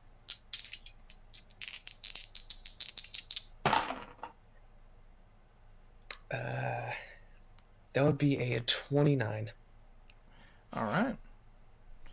But I said hi, not impossible. So but I say you walk up to this gentleman, and you're just casually like trying to talk to him about taking this potion. I want to hear. I want to hear your words exactly what you tell this person. Blue's. The orc isn't trying to attack Blue like at all. No, I'm about to say you are coming from where the Tanaruk was standing. These orcs trust that they are not going to get attacked from behind. Those poor things. What they don't know. They don't know. Blue pulls out a wire, casting message so the orc beside him won't lose his trust. Drink this potion. It will make you last in battle, or you will fall unconscious. Either way, you live. What is this potion you're giving him? This is the I was given a potion earlier, an advanced, well, less. It's not advanced version of the neurotoxic. It's a neurocaustic potion with a DC 18, but instead it's supposed to make them go unconscious, like pretty much shutting down their nerves. All right. So you're basically wanting him to take a potion that'll knock him unconscious. Yes. All right. He was forced into this battle by the mayor. He doesn't want to be here, most likely. 29. Gotta say that would be enough for him to look at you and look at this potion you're handing to him. The thing is, you could feel those eyes in the back of your head. And he has to roll for the save. So we're going to see if this soldier can beat the DC for the potion. I'm gonna use a cutting words. You're going to make sure he fails? Really? You should let the potion take over. Well, let's just see how well he handles the potion. Wow! Go random soldier, natural 20. There. Of but course he would. But I mean, even with his bonuses, that's a 22 con save. So if you cutting words, you could technically still make him fail. I got a 6. So that would make it a 16. Yes. It was DC 18. Okay. So which by the way, make sure you're marking off your bardic inspirations. I am. Better say. I used 2. Yep. I just want to make sure you're marking them as you play as you kind of play your instrument on your side. You see as he takes the potion that his eyes start to kind of go start to fade out, and eventually you watch as he falls over. Blue gives a pat to the orc next to him and goes back to the Tanaruk. You watch it. You pat the orc, and the orc looks at the guy, and he lifts up his and you watch as he lifts up his blade. Walks away. I'm gonna roll to see if this orc is smart enough to realize this person's unconscious. You did really good with that one. Hit a nerve just right. The orc kind of goes, "Yeah, I did," yeah! And turns to start. It goes to the next standing soldier fighting.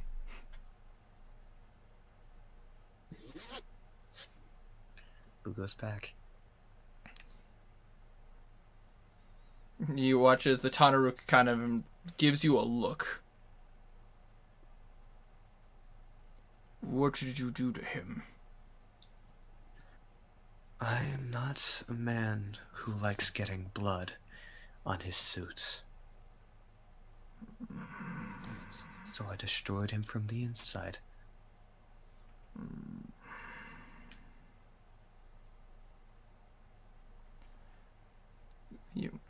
You watch as the Udoruk is still looking at you. And he looks over to the Tanaruk. I'm gonna roll something for the Udoruk real fast. Fucking course he would. Sadistic bastard. The Udoruk, you watch as he lifts up his blade. You may not like to get your hands dirty, but I'll make sure that he's dead. As you watch as he mutters some words, and you watch as his blade starts to emit a sound. And as you kind of focus in on it, it's almost as if you hear music coming from his blade. As you watch as he basically slides right past you, and as he walks up to the individual, he's like kind of arcs the blade up and he slams it down. Roll to hit. He has advantage because the target is currently on the ground and currently. And it would crit if it hits. Yep. Which he gets to add his bonus to this because of the fact that he's proficient with the weapon, and because of the fact that this would allow him to add his intelligence modifier instead of his strength modifier. So that is a 23 to hit, which will absolutely hit.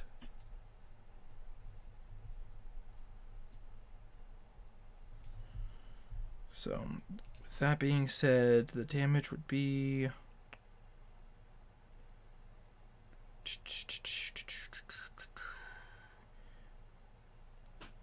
Alright, so that would be 1d8 plus his intelligence modifier. Double the D8. Double the d8, yep. God, of fucking course it would be that. Yeah, you watch as you hear a scream in pain, and you watch as the scream kind of goes into like a moan of like basically you have heard like you dealing with the orcs before, you've heard screams of pain and then the fall of people, and you can listen as this man has been pierced straight through the chest. You watch as he screams out in pain. You watch as the person like kind of reaches out to the blade trying to pull it out to no avail, and eventually that arm falls limp. So, as he pulls it out, he looks back to you. I see that you didn't kill the individual. You simply... You think a poison works in 5 seconds. If I hadn't killed the individual, he could have gotten back up and attacked us from behind. Possibly.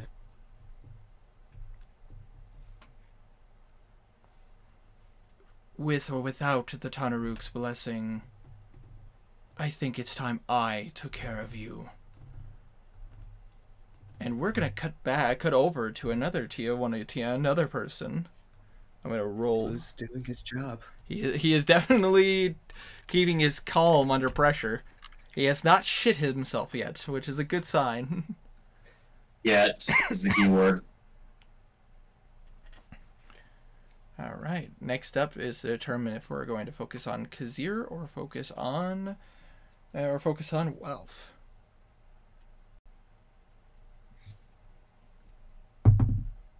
All right. Garnan. Hello. As you are walking out onto the battlefield, you are coming out of the tunnel, and similar to Blue, you walk out to see this massive amount of land between the city and the wall way off in the distance. You see a decent number of orc soldiers and a decent number of soldiers of Stratford currently trying to fend them off and take some of them down with them. But you are seeing that the Stratford army is struggling against this orc onslaught. Alosa kind of gives you a look. Are you ready to fight?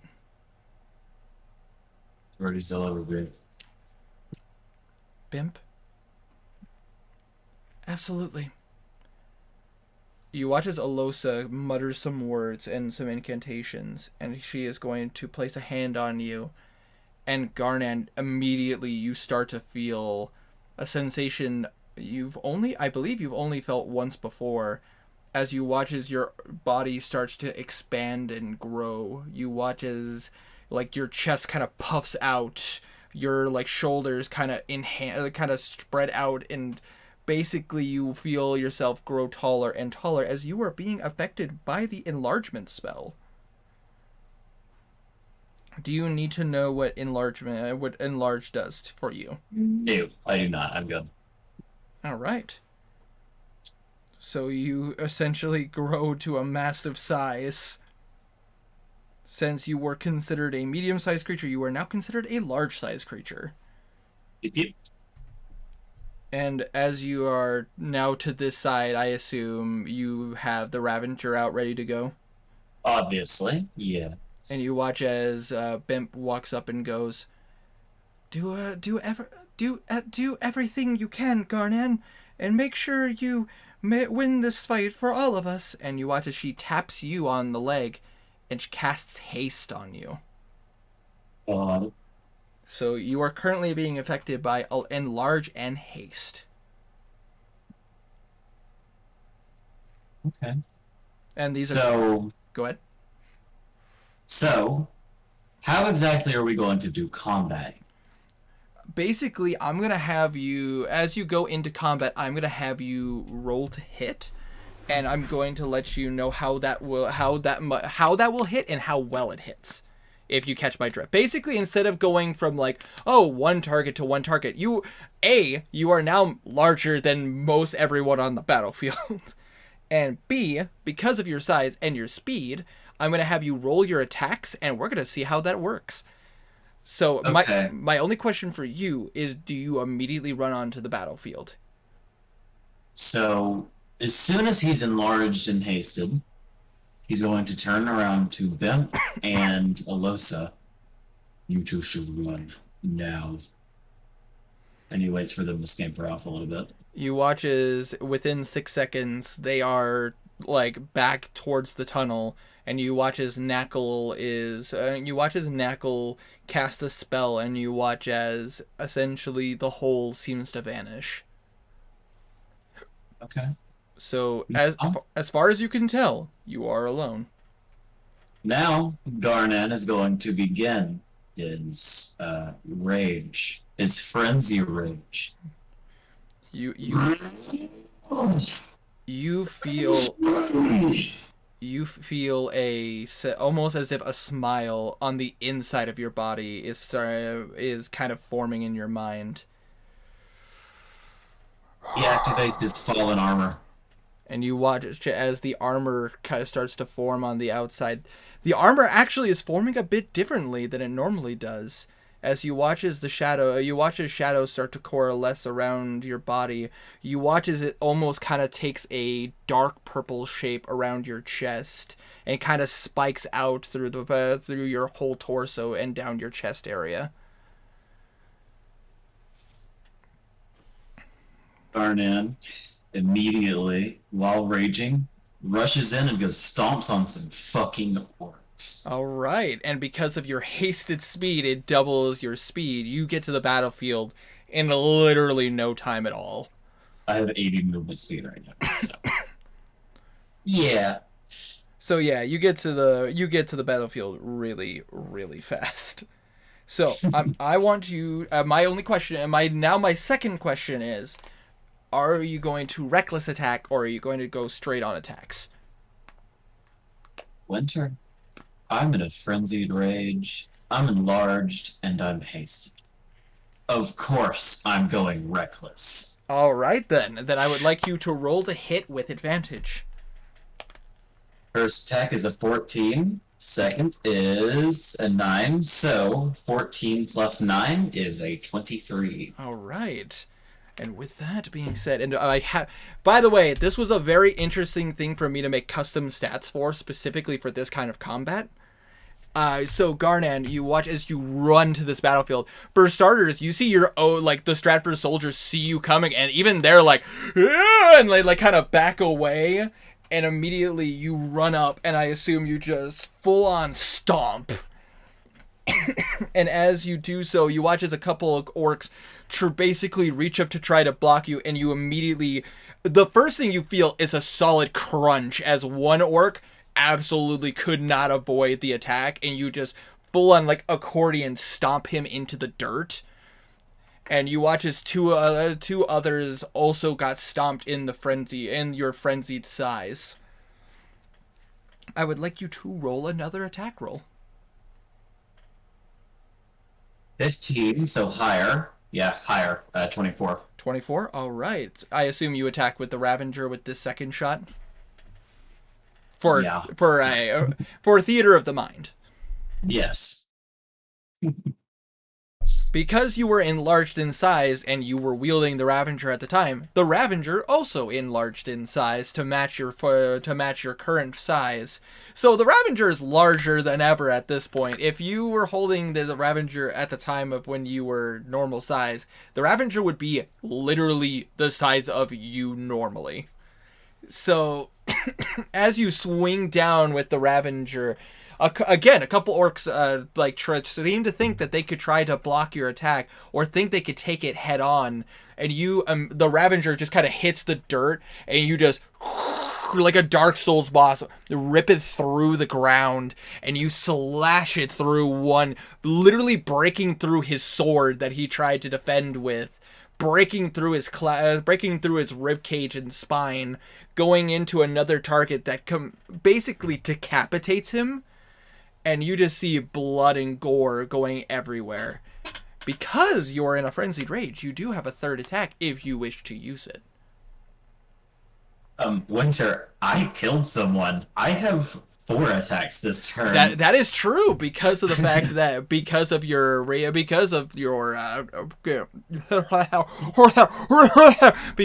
berserker abilities and the Ravager's abilities. Mm-hmm. So yes. Your third attack, sir. This time, I'm not even going to slash. I'm just going to stab. All right. Straight through some orcs. I'm going to make an orc kebab. Roll to hit. 24? Oh, God. Yeah, 24 again. Jesus criminy. I'm glad that was with advantage, because the second one was a natural 1. That'd been really funny to see how that would have happened with a natural 1 at your size. Just a little just a little orc stabs the back of his meat, he falls over. He's like, oh my God!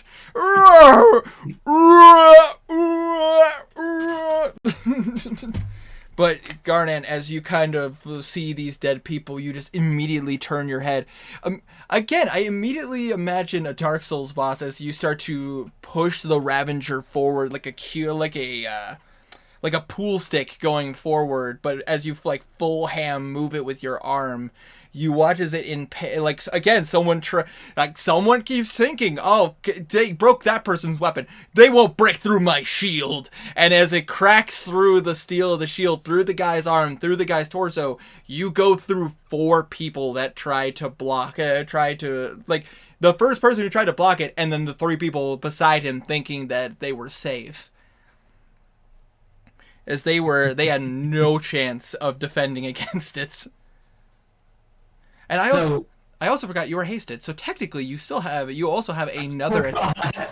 I have 2 more attacks. Ow! Jesus fuck! I get 5 attacks when I kill someone. Jesus Christ. It's a good thing they have a lot of soldiers.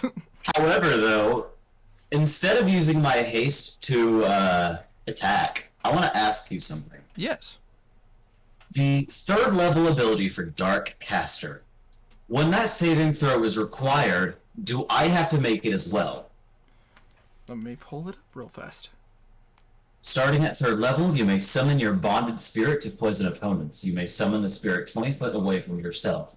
Everyone in a 15-foot radius of where your bonded spirit was summoned must make a Constitution saving throw. If failed, the targeted creatures take poison damage equal to 1d6 plus your witch level. Blah, blah, blah, blah, blah. I would say you are immune to that effect because Pritka is attached to you, and Pritka would not hurt you. Second question. Could I make him, summon on myself to give more of an overlay over the follow? It says within 20 feet of where you're standing. So if you wanted to, you could put it directly in front of you. I want to put it on me and make it look like an overlay on top of the fallen, just to make it look more ragged. Oh. Yeah, Fla- kind of cosmetic. Flavor-wise? Flavor-wise. I was about to very say, much. DM-wise? Interesting. Flavor-wise? Fuck yeah! Let's do it! Casted action, Dark Caster. That's what I'm doing. All right, so if for any you guys aren't witnessing this, but for Bimp, for Alosa, and for Knackle, who's still at the cave, they watch as the fallen armor that goes over your body. You watch as it kind of pushes out, and you see this dark blackish purple figure. Almost, they get to see Pridka in his actual form essentially become a shadow form over Garnan, and you watch as like half of Garnan's face, while still maintaining his normal form, it's almost as if like he went full Two-Face, and you see a face of an orc whose eyes are pure black, staring down at the soldiers with a massive smile on his face. I'm gonna roll quickly to see if they can save. I assume a 6 does not succeed. Yeah. So you can roll your d6 and add your witch level to the damage. I'll pull out my D6 is such a pain in the ass to pull out of my metal dice thing. It's so annoying because there's only one access point and it's not even that good. Oh man. That's 6 poison damage though. Nice. And you added your witch level to it? Mm-hmm. Okay, just making sure. So and basically you watch as you're fighting, it's almost as if a blackish purple fog is coming from where your feet are and spreading outwards. And you watch as some of the orcs are starting to cough, and they're like kind of clutching their chest or their mouth, trying to prevent this from going in, as you see many orcs are now struggling to deal with the problem the secondhand smoke that you put before them. So, Winter, now that this display has happened, they hear in Garnan's and Pridka's voice, "This is what we strive for," as Garnan takes his last attack, his turn. All right. Let's see, roll the hit. Natural 20. Oh my god! Well, I fortunately planned for this. Describe how you're doing this. Are you trying to go like a full-on slash? Are you trying to like huck the bodies that you kebabbed on the Ravager and like throw them at people? You know what, you know what, Winter? Yes. As a callback to the very first session Garnan was in, he's gonna do a spinning attack. All right. So Garnan, you grab the Ravager in both hands, and it's almost as if you see the spectral hands of Pridka grab onto them. And as you start to spin the blade, it's almost as if there's no resistance as you're hitting several targets. And you watch as you just spin and see a bath of blood, not only hitting the ground before you, but landing on the Ravager and landing on your skin, barely seeing it through the shadowed armor that Pridka has put onto your body, but you can feel the warmth. And as the attack comes to a finish, and you look down at what you've done to this battlefield, you see at least 20 orcs lying dead at your feet. You guys don't understand how much I want to see this display commissioned. It would look so cool. Better say I will. Well, Better say it would look pretty dope though. But now because of how many people you killed this turn, I have to roll something. I killed 20 people in one fucking turn. Oh, that's impossible for me to ignore. Oh no. Oh no. What? Oh, things are gonna get interesting. I was not expecting this. Expecting what? Oh, you're gonna find out. Soon? Or will it take a bit? Considering what I rolled, soon. Very, very, very soon. As you kill all these orcs before you, I actually have to roll to see if this hits. My AC is... Shit, hold on, I gotta calculate this. So, 15 base. Yep. Plus 1 because my familiar's with me. Yep. About to say So, 16. increased because you're hasted. Increased by my haste, so 18. And my fallen armor makes it 20. All right. This is Don't think there's anything else that goes with it. So, yeah, that's it. of all the people to notice this. This is not the person I thought it would be, but now I am interested to see how this is gonna go. All right. Garnan, as you are savaging this battlefield and as you're killing these people, suddenly, like almost as if a premonition from Pritka lets you know that that an attack is coming directly at you, you feel a sensation as you kind of, you, not nimbly because you're a giant, you simply move your body as a blade comes down, and you see a hole, a decent hole in the ground as a blade strikes down. As you kind of look in the direction, you still have to look down. You have to look down at this target as you see a man, rather tall, a rather tall individual, look up at you. His body, his face looking looking very pale. So, about to say whitish gray hair on his head and the beard that he has. And you see this man wielding a bastard sword, essentially a buster blade. And the man only has one arm. It takes you no time at all to remember this person as he was inside of your dream. As you see Vector currently standing before you. This is not the person I was expecting to be encountering Garnan on the battlefield. I have to ask Garnan to roll initiative. I have advantage because of my warrior's fire. Don't fuck me over. Okay. Okay, I can deal with that. 14. About to say, you do beat him. I rolled low on his initiative. This fight is about to get fucking serious. Alright, with that being said, you are the one to start. Winter, as a predetermined action, are there any humanoids between me and Vector? There are some orcs, like, a little bit off to the side, direct between you and Vector, but but you know, they're a little bit off to the side, but within like 5-10 feet of you. So if you wanted to hit someone, you easily could. How far away is he from me? Vector, you would imagine he would be directly in front of you. He's actually 15 feet from you. Oh. Oh, it's a specific thing for him. So, for my hasted action, because I'm going to use it immediately,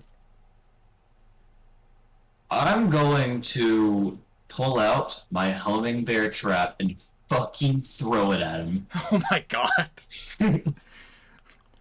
Oh boy. Recklessly. Just recklessly throw it at him. Alright. If I remember how I designed this, you have to roll to hit. I do. 16? And you applied the bonuses? So, on a hit, plus 8, I think you said, right? Yes. Yes. So, 16. I didn't roll great. You didn't roll great. As you throw the bear trap, immediately you seem to think it's gonna go directly for Vector, but as it gets close, it kind of veers off and attacks the nearest orc, and you watch as it takes off as as it kind of clamps down. You watch as it pretty much takes the leg off this orc, and you watch as it's not stopping. I apologize for interrupting, but Tiny pointed out that it would be increased size as well.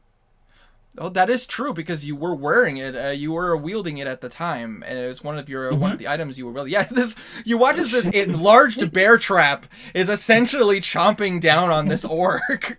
It's kind of, if it weren't for the fact that you were enraged, I would assume you'd look at this and go like, "Whoa." Garnan is going to pull it back and run up to him. Well, you close that distance in no time at all. And he's going to attack 4 times all ranks. All right. Have you rolled hit then? 22 for the first attack. That will miss. Oh. Okay. Well, she. Natural 20. Fuck you. That will absolutely hit. Let's see. So 2 more attacks. Yep. I'm just gonna roll all these. No, makes perfect sense. 16 plus 9, so 25. That will hit. And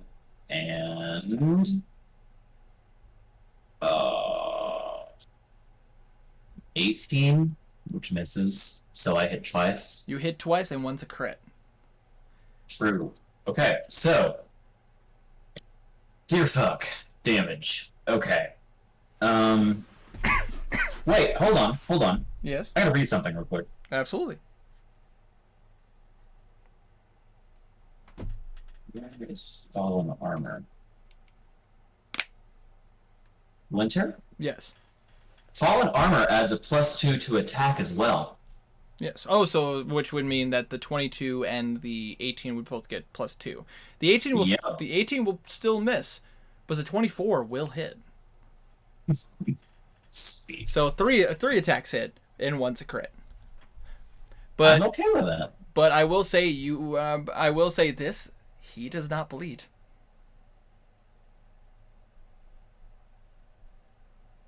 Okay, so where was he when I summoned my spirit? He was within 15 feet of you, so technically he would be affected by the poison. Did he already take the saving throw? He, as the poison hits him, it does not seem to phase him. Okay, so it was immune to it. Gotcha. Probably because Oh. of what he is. Right. Okay. That's fine. So, damage. Let's see. So, that is 4d6. That's not critted. That gives space. 4d6 plus 10 plus, let's see, +2 from fallen armor. So that's +4 plus another 4 from rage damage. Let's see. Is that all my damage stuff? I think so. Yeah, rage damage is shit.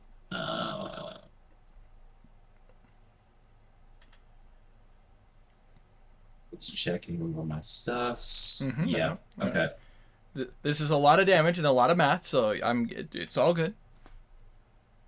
I think that's it. Okay. So, the first attack, 33 damage total. All right. And now,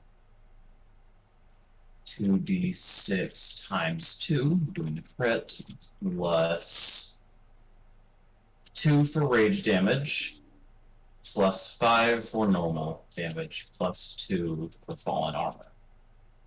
Another 31 damage. Okay.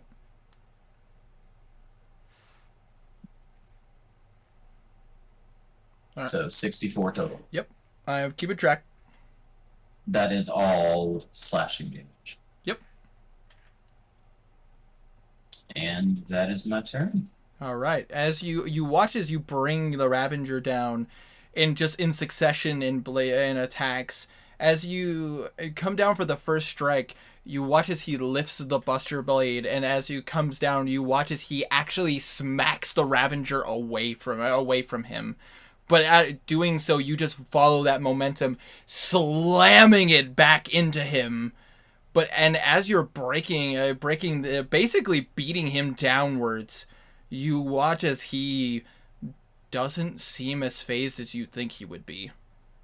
He's taking these attacks in stride.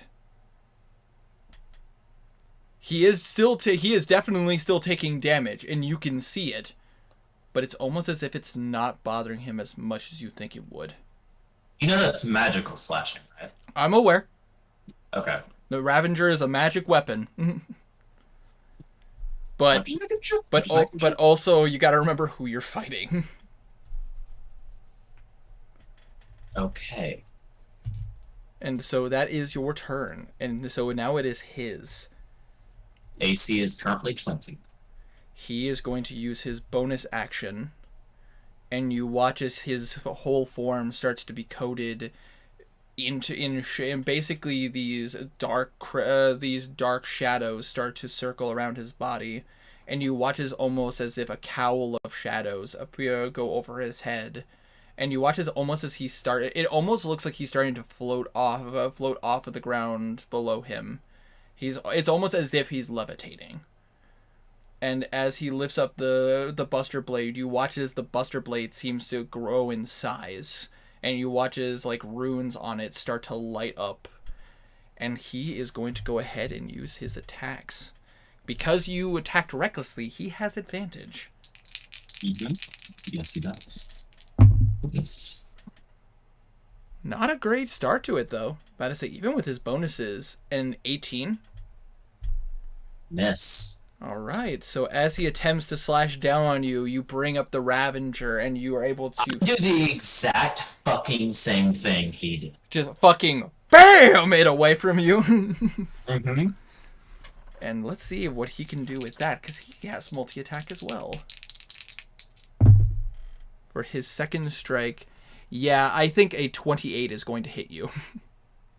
I would think so, yeah. Ooh. All right, and because you're raging, this is reduced. You take 12 points of damage. Okay, question. Yes. Is any of it necrotic? Oh, that's true. That's right. You have a resistance. I have no resistance to necrotic damage. All right, so that will get reduced down to 9 then. All right. I forgot because of the fact that the last weapon the Ravager absorbed was the Spectre. Which, by the way, great choice. Much prefer it over the thing I had before. I never knew the other thing. I know it's one of those things where it was optional, and you know it's one of the things. The Ravager comes with a cool feature. Oh yeah, I'm just gonna assume a natural 20 hits you. Oh.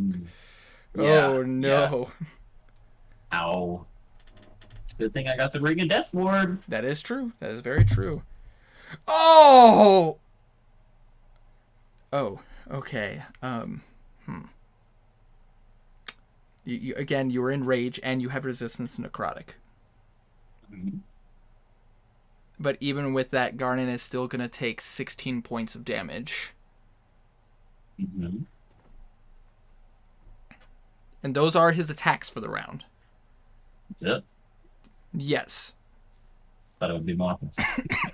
Poor weak little bitch. That's still a really good hit, especially against a barbarian.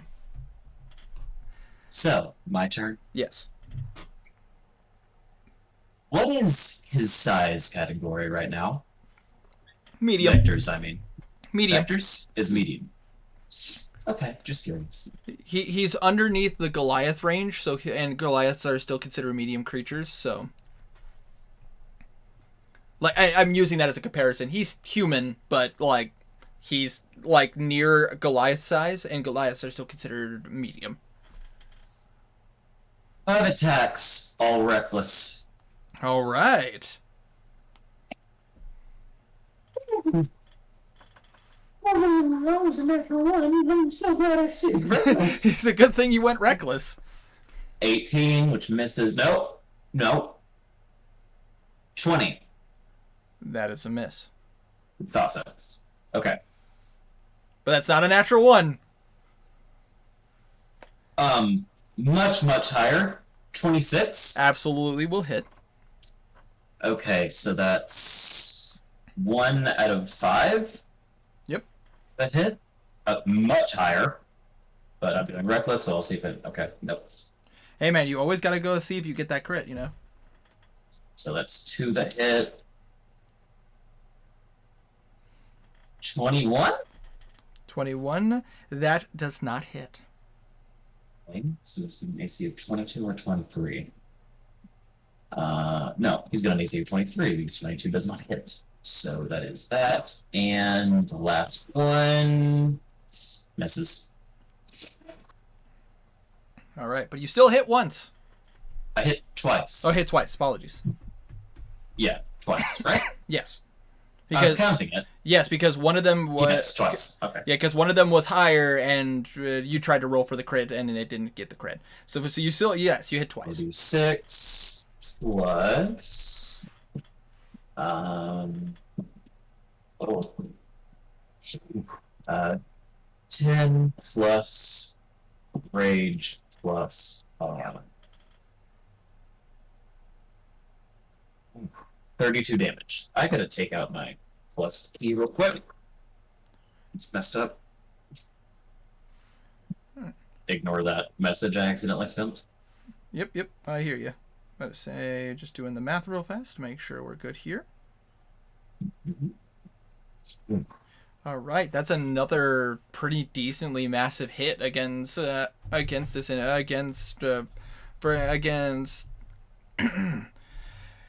and you watch as it bashes against him, and you watch as the Ravager cuts into the body, and as you watch it slash in, you don't see anything come out. And again, you hit him. He does not seem phased. As he continues to fight with you. Is that your turn? Yes. All right. It is his turn.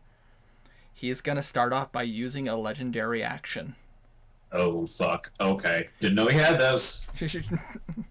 And you watch as his blade becomes not only engulfs in the shadows, you watch as the shadows change, and you watch as in those shadows bolts of electricity start to form around it.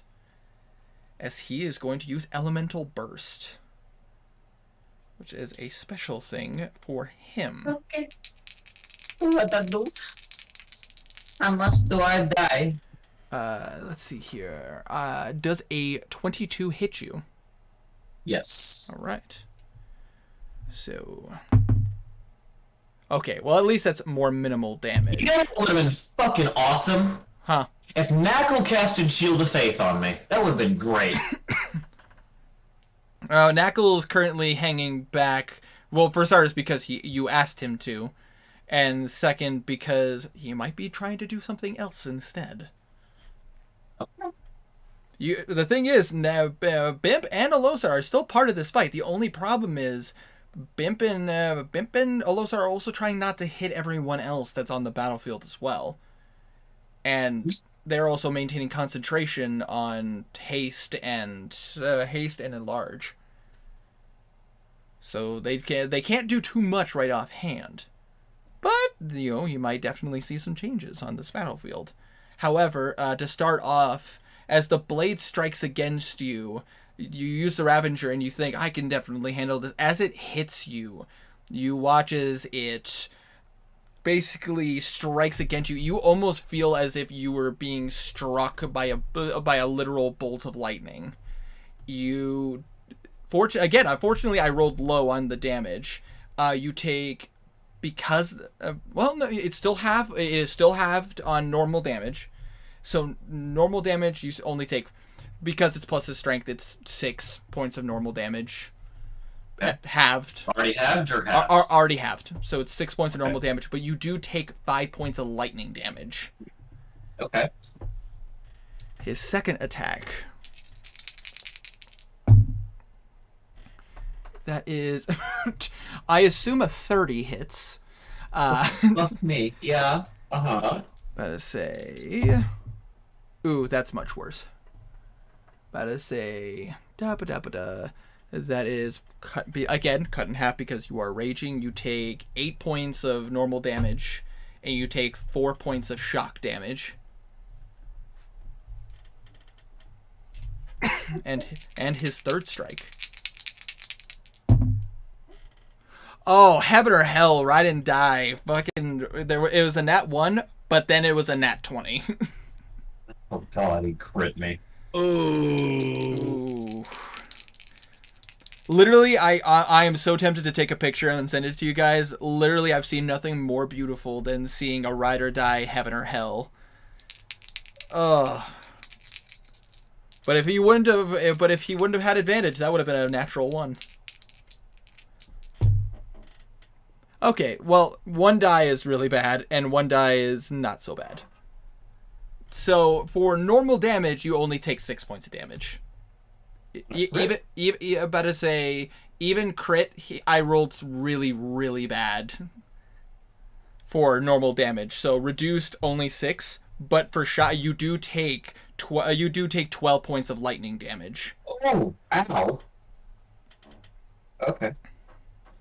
But that could have been worse. I could have rolled higher on that damage dice.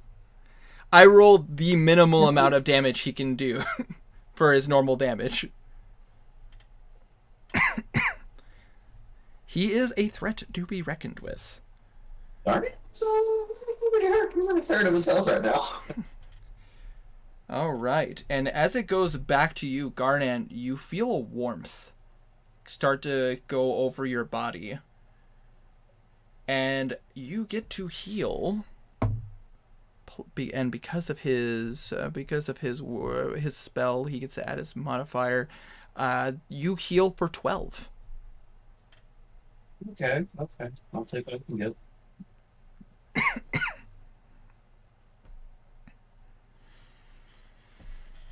And it is your turn.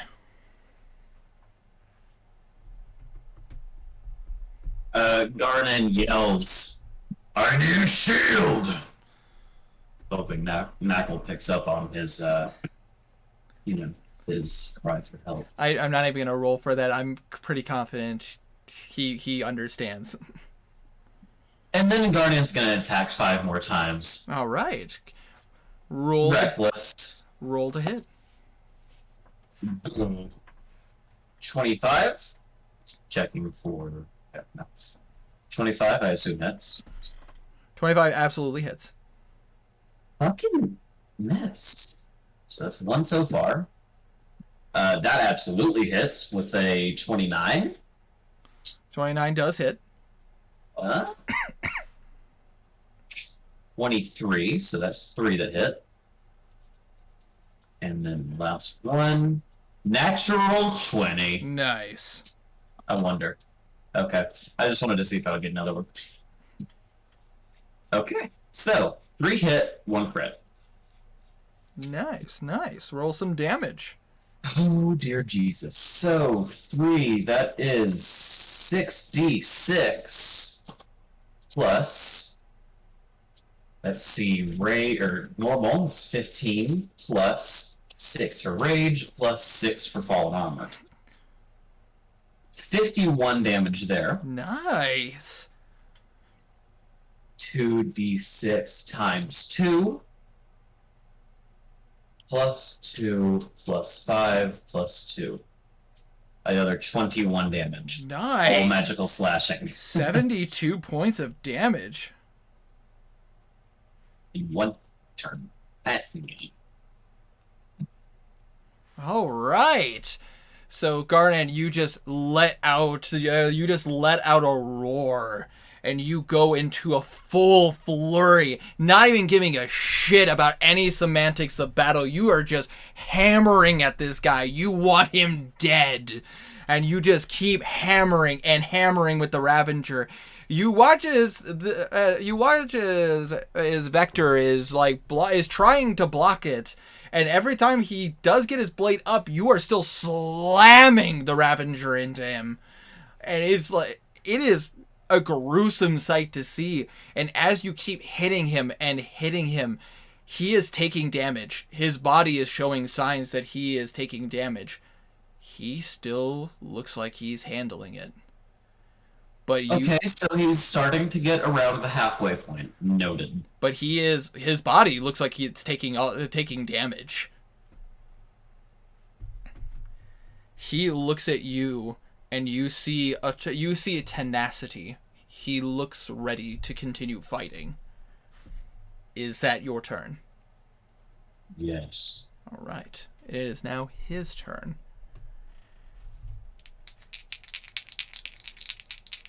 Oh, does he want to use this? I'm going to roll something real fast. He does. Before he ends off his turn, Fredka, if you've got anything special you want to do, now's the time. I'm going to roll for that real And fast. then he'll end. Roll for that real fast. Save that. Jesus Christ, it's 2:30. I will save that in the pocket. We'll just see if Predka has anything to do. But unfortunately, I rolled to see if Vector would use it, and he is going to. He is going to use a legendary action. Motherfucker. And he is going to use a warrior's tenacity. He only has one more, so it's okay. Well, legendary actions refresh every turn. It's legendary resistances that don't refresh. Fuck, you're right. God damn it. And technically, he has more than one per turn. He just has had no reason to use more than one per turn. Right. Plus, if this was a multi-fight against him, he'd have a lot more reason to use his legendary actions. But because he is using warrior's tenacity, ooh. Let's see here. I am going to assume a 30 hits. His plus to hit is way too fucking high. Well, you remember who he is and remember who he works with. He's got what, a plus 11? 12? I can't reveal that, obviously. You can. You just won't. I can, but I won't. As a good DM, I cannot. Oh, buddy. Oh no. But it is Still still, safe. it's still reduced. If there's any necrotic, I take half. I'm aware. That is so that damage is reduced as well, but because he used Warrior's Tenacity, he gets to add an extra d6 to his normal damage. Okay. That's not terrible. So it's one of his few abilities that he can. One of the few abilities he can use. He has a nice handful, but I'm basically playing this like if he was on a 1-in-1 fight, how would he want to do this? Like, would he want to go full-fledged? Would he want to go all out to send a message, or is he just gonna play the field? And I had to roll to determine how he would handle this, and this is definitely an interesting one. Plus, also, Warrior's Tenacity comes with a side effect as well that benefits him, because he also gets to add this d6 to his armor class. So with that being said, reduced damage, you take 9 points of normal damage. Mm-hmm. You take 2 points of necrotic damage. Mm-hmm. And I rolled a 6 on the d6, so you add an extra 3 points of normal damage, and his armor class increases by 6. What? Yep, that literally comes with this particular ability. It's only for 1 round. It's basically like the Battle Master ability where he gets to increase his armor class. I'm trying to remember what the ability is called. That's a 28 AC. I have to roll a 19 or a 20 to hit that. Well, you attack recklessly, so it helps. Jesus Christ. Okay. Hey man, I never once said this was going to be easy. And that's why I said I was surprised he was the one to come to you. Speaking of, Okay. he's still. Speaking of, Vector still has multiple attacks. So let's see how he does. Oh, thank God, I rolled low. I assume an 18 does not hit. No. Also, be thankful you're not the one holding the concentration. Holding the concentration on these spells. Yeah. All right. You I'll watch. close out Minecraft. I Better was say coding earlier. Better say 20 is your armor class currently, correct? Yes. This would hit as it would come up to strike you, but as you do, you watch as the shadow armor puffs out and actually blocks the strike. As Pritka is going to use his spirit ability. Basically, one of Pritka's abilities. He only uses it when you're below half health. If a strike would hit you while it matches your armor class, it essentially takes the parry effect. When it would strike you when it matches your armor class, he can choose to deny that so it doesn't hit. And how many times can he do that? He can use that a number of times equal to your wisdom modifier. 2. 2. But he used it once. But hey, still a good ability. Still good, yeah. So that would hit, but because of Pritka, it bounces off the shadow armor. It is now your turn, but as it goes to your turn, you watch as the shadow armor gets this golden symbol put before you. You watch as over your hands you see these gold gauntlets, and you feel almost as if a helmet is placed on your head. And if you look down at the symbol at the center of your chest, you see the symbol of Helm, as that is the deity that Knackle worships, as he casts, about to say his. I'm blanking on the spell name for some reason.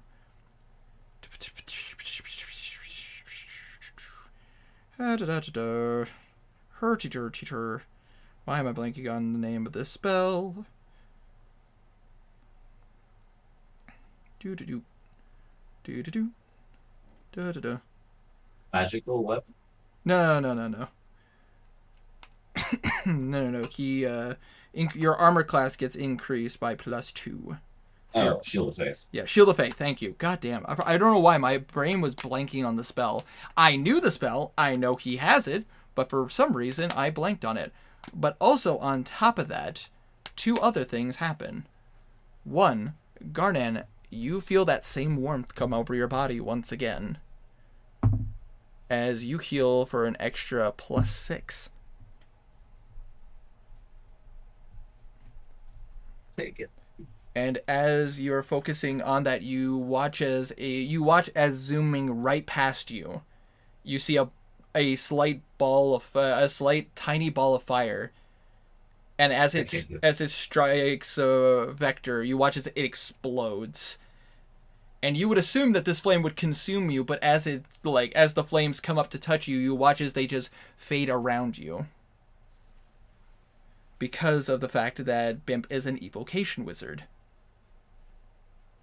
You are protected from her spell. Mm-hmm. But you watch as it basically is enough of a distance it's not hitting anyone behind you, because she can only protect a certain number of people. So it hits Vector dead on. Vector, I'm going to roll a dexterity saving throw. That is a 3, so that's a failure, even with his bonuses, so he's going to use a legendary resistance to succeed. Oh, fuck you. Welcome to battling any form of boss. But I'm still rolling the damage. Alright. That's 11. Let's see. There we go, Bim. That's much better. That would have been 25 points of damage, but because of him succeeding, he only takes 12. And you watch as that actually does affect him, and he actually seems a bit turned off by the fire.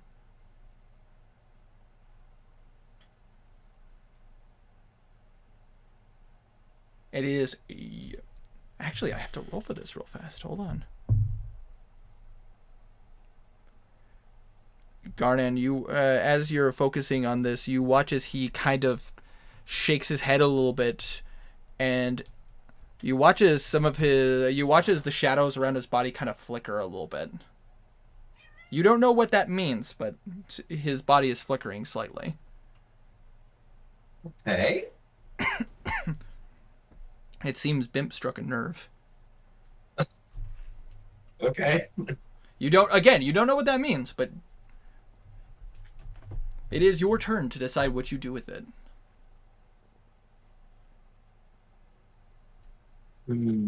So the plus 6 or whatever AC it was is gone now, right?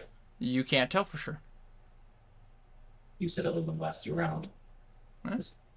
The plus 6 only lasts until when his turn comes back around.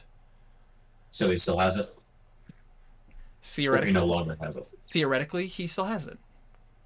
Ah. You don't know for sure though. So I was gonna do something cool, but I'm not gonna risk it because, well, fuck it, I'll risk it. Hasted action. I'm going to try to hit with the All right.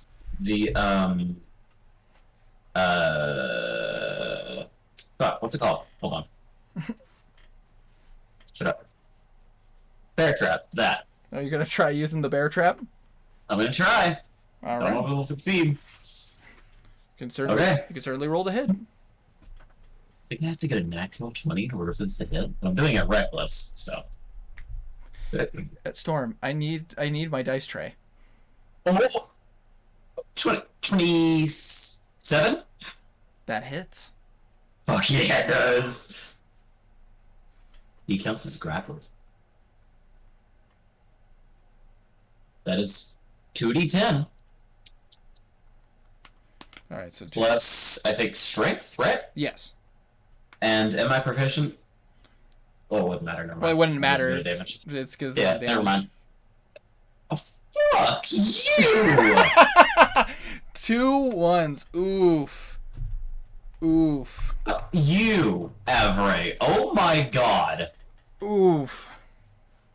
Wait. 6 damage, you absolute cunt. Wait, no, it's magical. It's magical.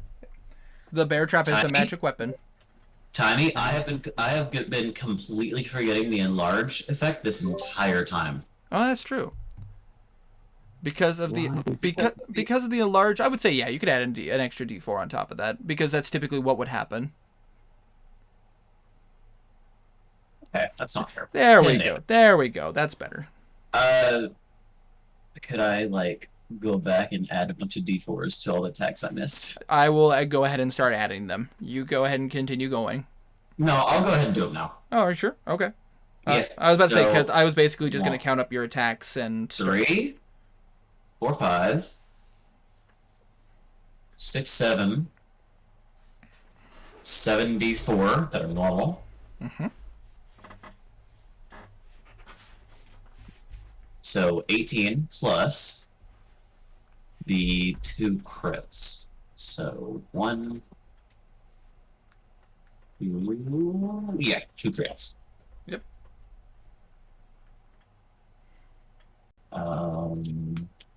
2d4 times 2. 18 plus 8 is 26. All right. So 26 extra points of damage. That's nothing to sneeze at. You say that as I just finished sneezing. Well, then perfect timing. Then that's exactly something to sneeze at. I've had sinus issues for past 4 days. It's really annoying. Anyways, 4 more attacks. This time with the Ravager after I pull back the homing bear trap. And he is currently grappled. I forget what that means though. When he's grappled, he would have his speed goes to 0. His speed goes to 0. All attacks on him have advantage, and all his attacks are at disadvantage.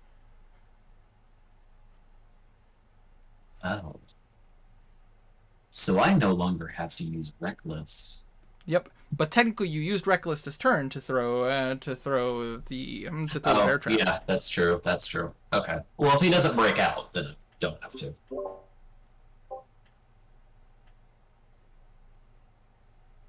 Why did you unmute, Thomas? Wait, hold on.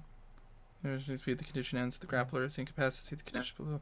The condition also ends if an effect removes a grappled creature. Better say grappled effect. The creature is hurled away. Oh! I might be incorrect on this.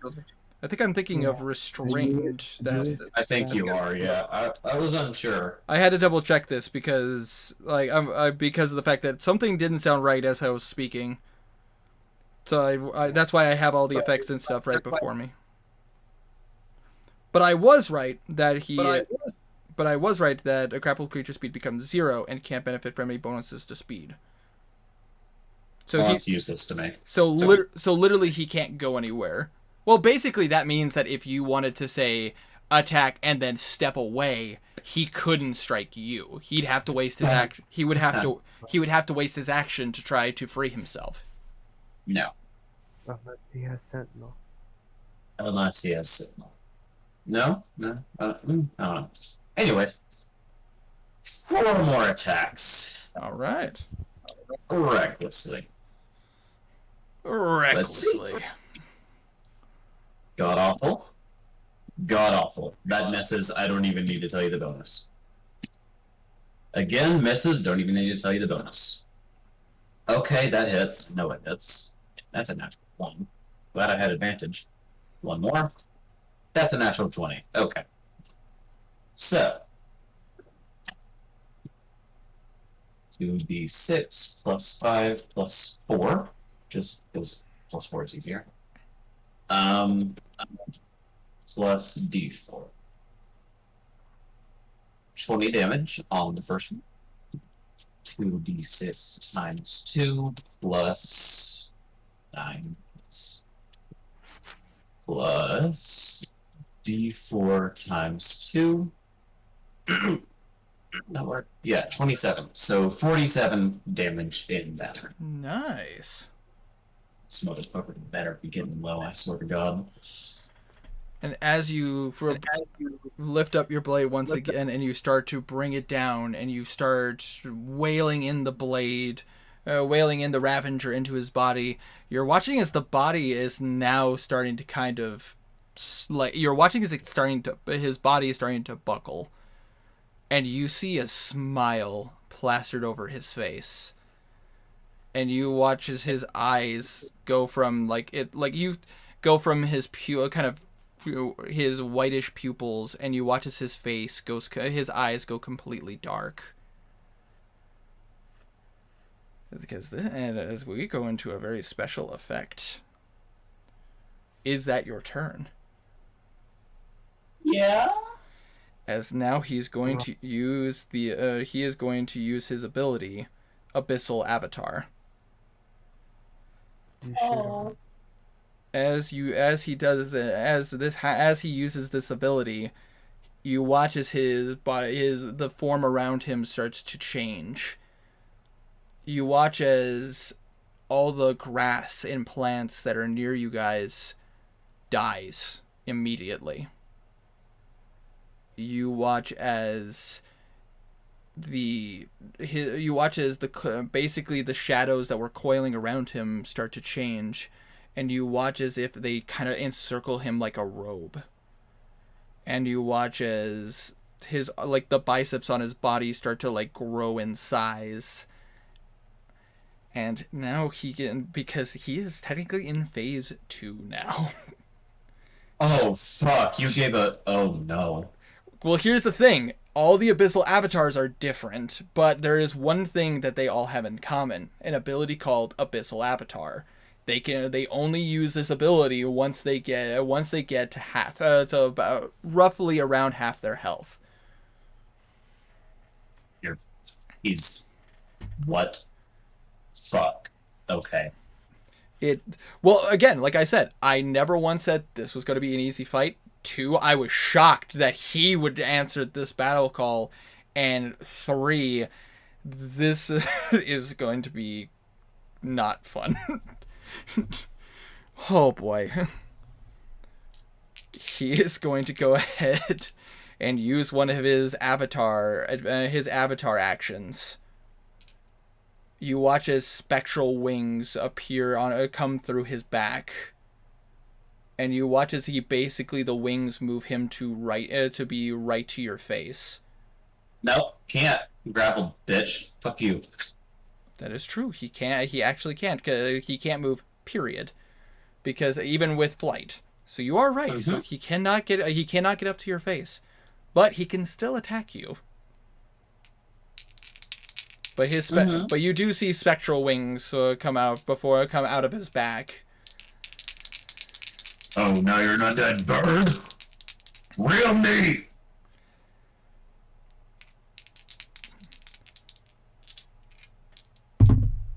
Garman flaps his arms mockingly. About to say that is a 20 to hit. That would hit, but once again, as it comes up to strike you, you watch as the shadow armor poofs out. No. Oh, Shield of Faith, 22 AC. Oh, that's true. That's true. That is correct. Thank you for correcting me. About to say, as it tries to hit you, you watch as the symbol of Helm blocks the strike and it bounces off. No, I want to headbutt it. Oh, you want to headbutt it? All right. Headbutt it with the helmet. The helmet bounces it off. I almost forgot. Thank you very much for reminding me, Welf. About to say he is going to use his second strike. Helmet. Oh, that's a natural 20. Oh. Just take the. Oh.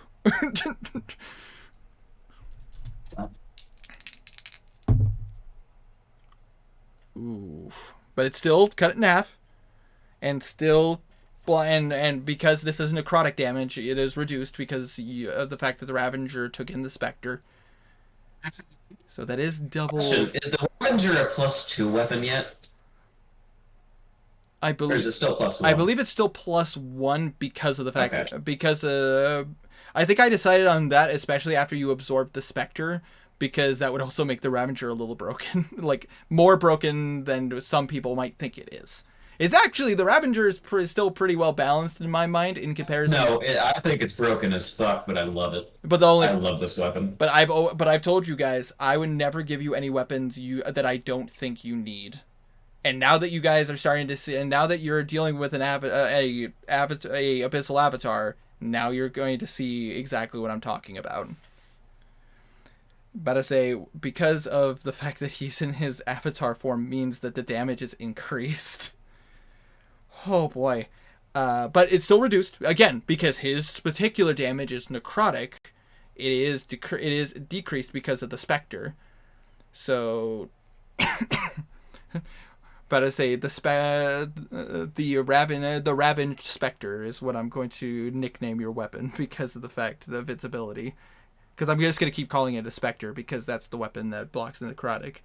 Let's see here. Reduce the damage because of Rage and because of the Spectre. That is still 12 points of damage. Oh, God. I'm so low right now. And he still has a third strike. Oh, boy.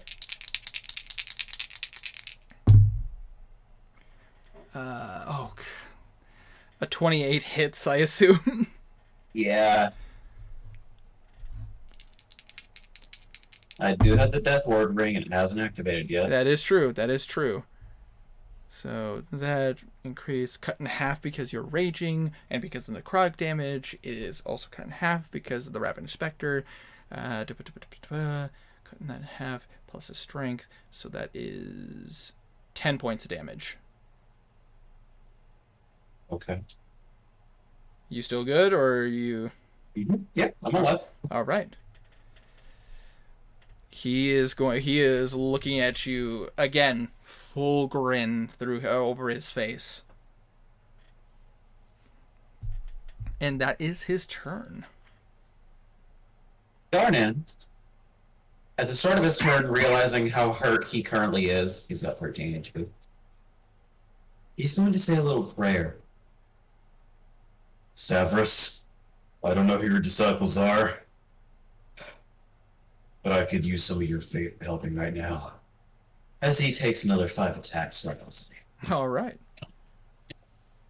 He just sprayed December. Is there anything spicy happening You while I don't, roll this? you have no idea. Okay, well that's an 18 plus 11, so I So assume it that will hits. absolutely hit. So that's one that hits. That's another 18 plus 7, so that's another that hits. That does not hit. That hits. Bring down to 20.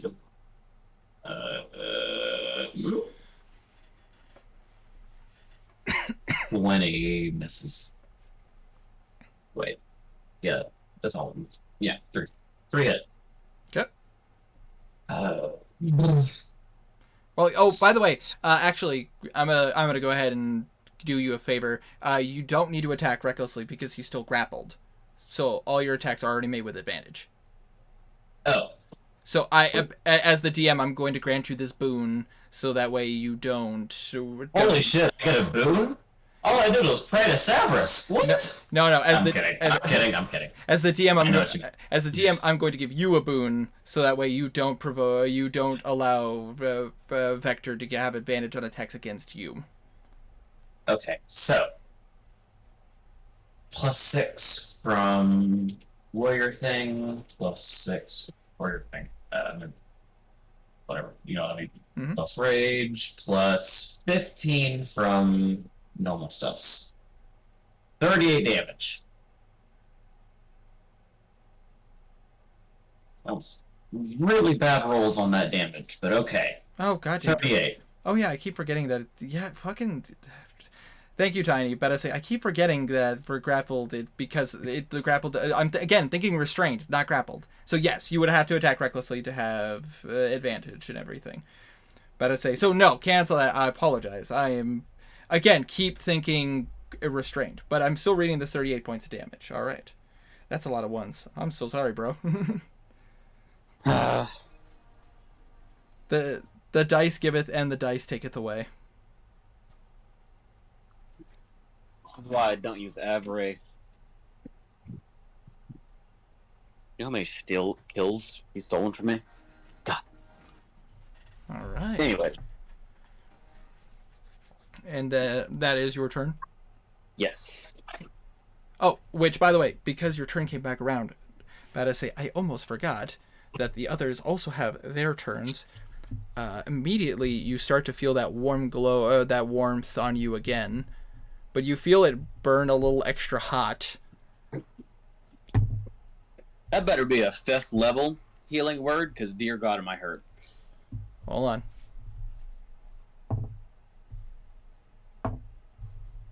Switching back to my computer. I have to go get a drink.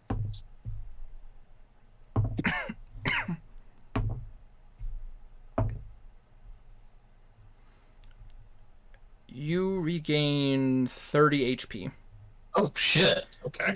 as 2 people cast Healing Word on you. Oh, thank you, Leslie. And once again, you see a as you see a burst of flame once again strikes this target.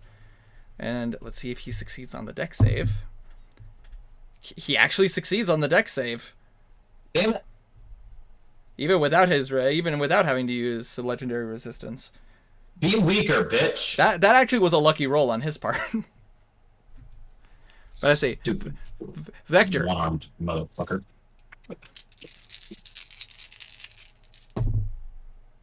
oh wow, good on you, Bimp. Holy crap.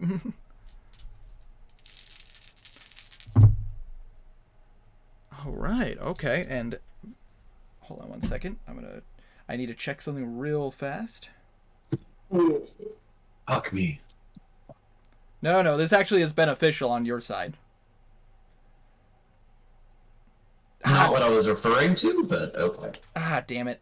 That's 10th level. That's 10th level evocation wizard. Shit. Ah. Not Wait, there. no, Not it's bad. not there yet. Sorry, but I wanted to check anyways. Just to again, gotta give you the advantages if I can. But there's still a Losa, there's still Knackle. Yep. Well, no. there's neither of them because they just use their bonus actions. But- However, they still have their actions. Yeah, but that would be to cast cantrips, and well, actually, technically, Alosa could do something with her cantrip.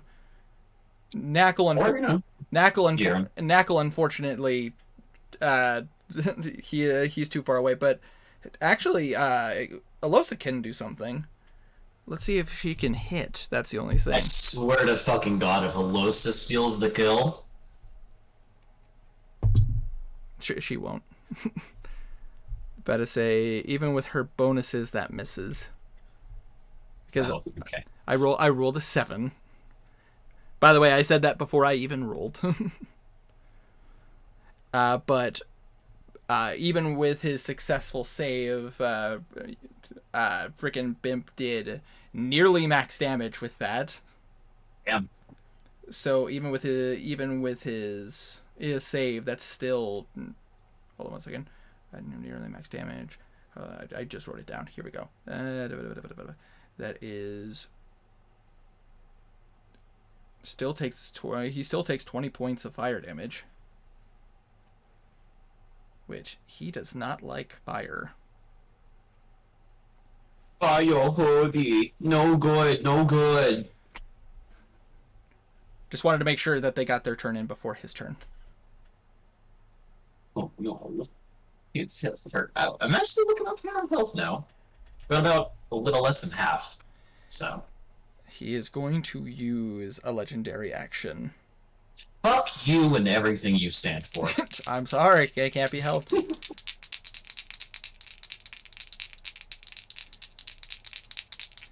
Also, Isaac, true damage doesn't exist in 5th edition. That's 3.5 in Pathfinder.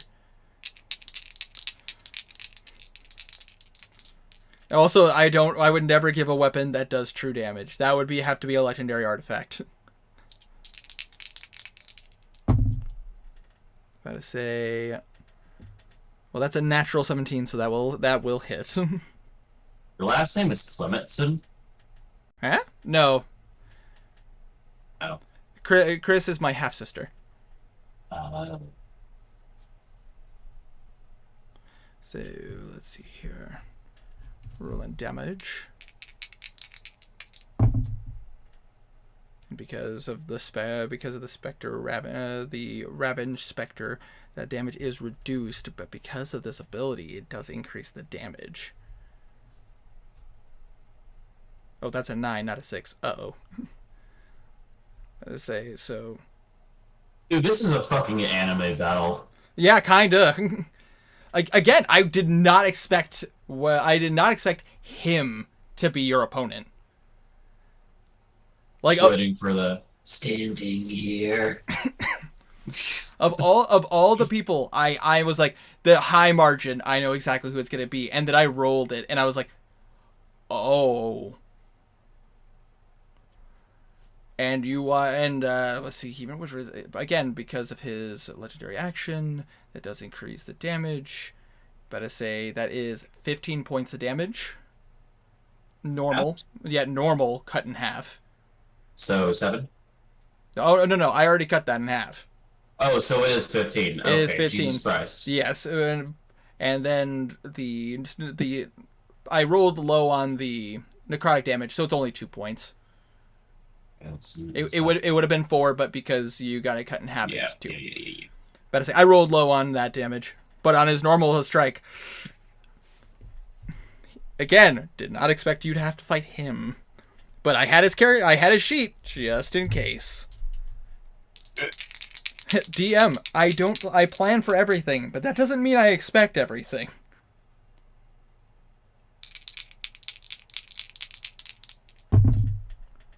But I say, ooh, that misses. But I say, as he goes for the second strike, it bounces off the symbol. Of Helm. And then his third strike. Oh, that's a natural 19. That will hit. Which we could use inspiration to get someone disadvantage. That would be neat. But I say, Which, by the way, I just want to point out for the rest of the party, you absolutely can see and hear this massive battle.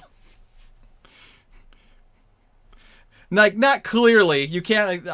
from a distance, you probably can't tell it's... Well, no, Garnan's huge, so technically you could probably start to see Garnan for who he is. Actually, he's large, not huge. Actually, you're right, but at the same time, you're kind of hard to miss as you're big and blue.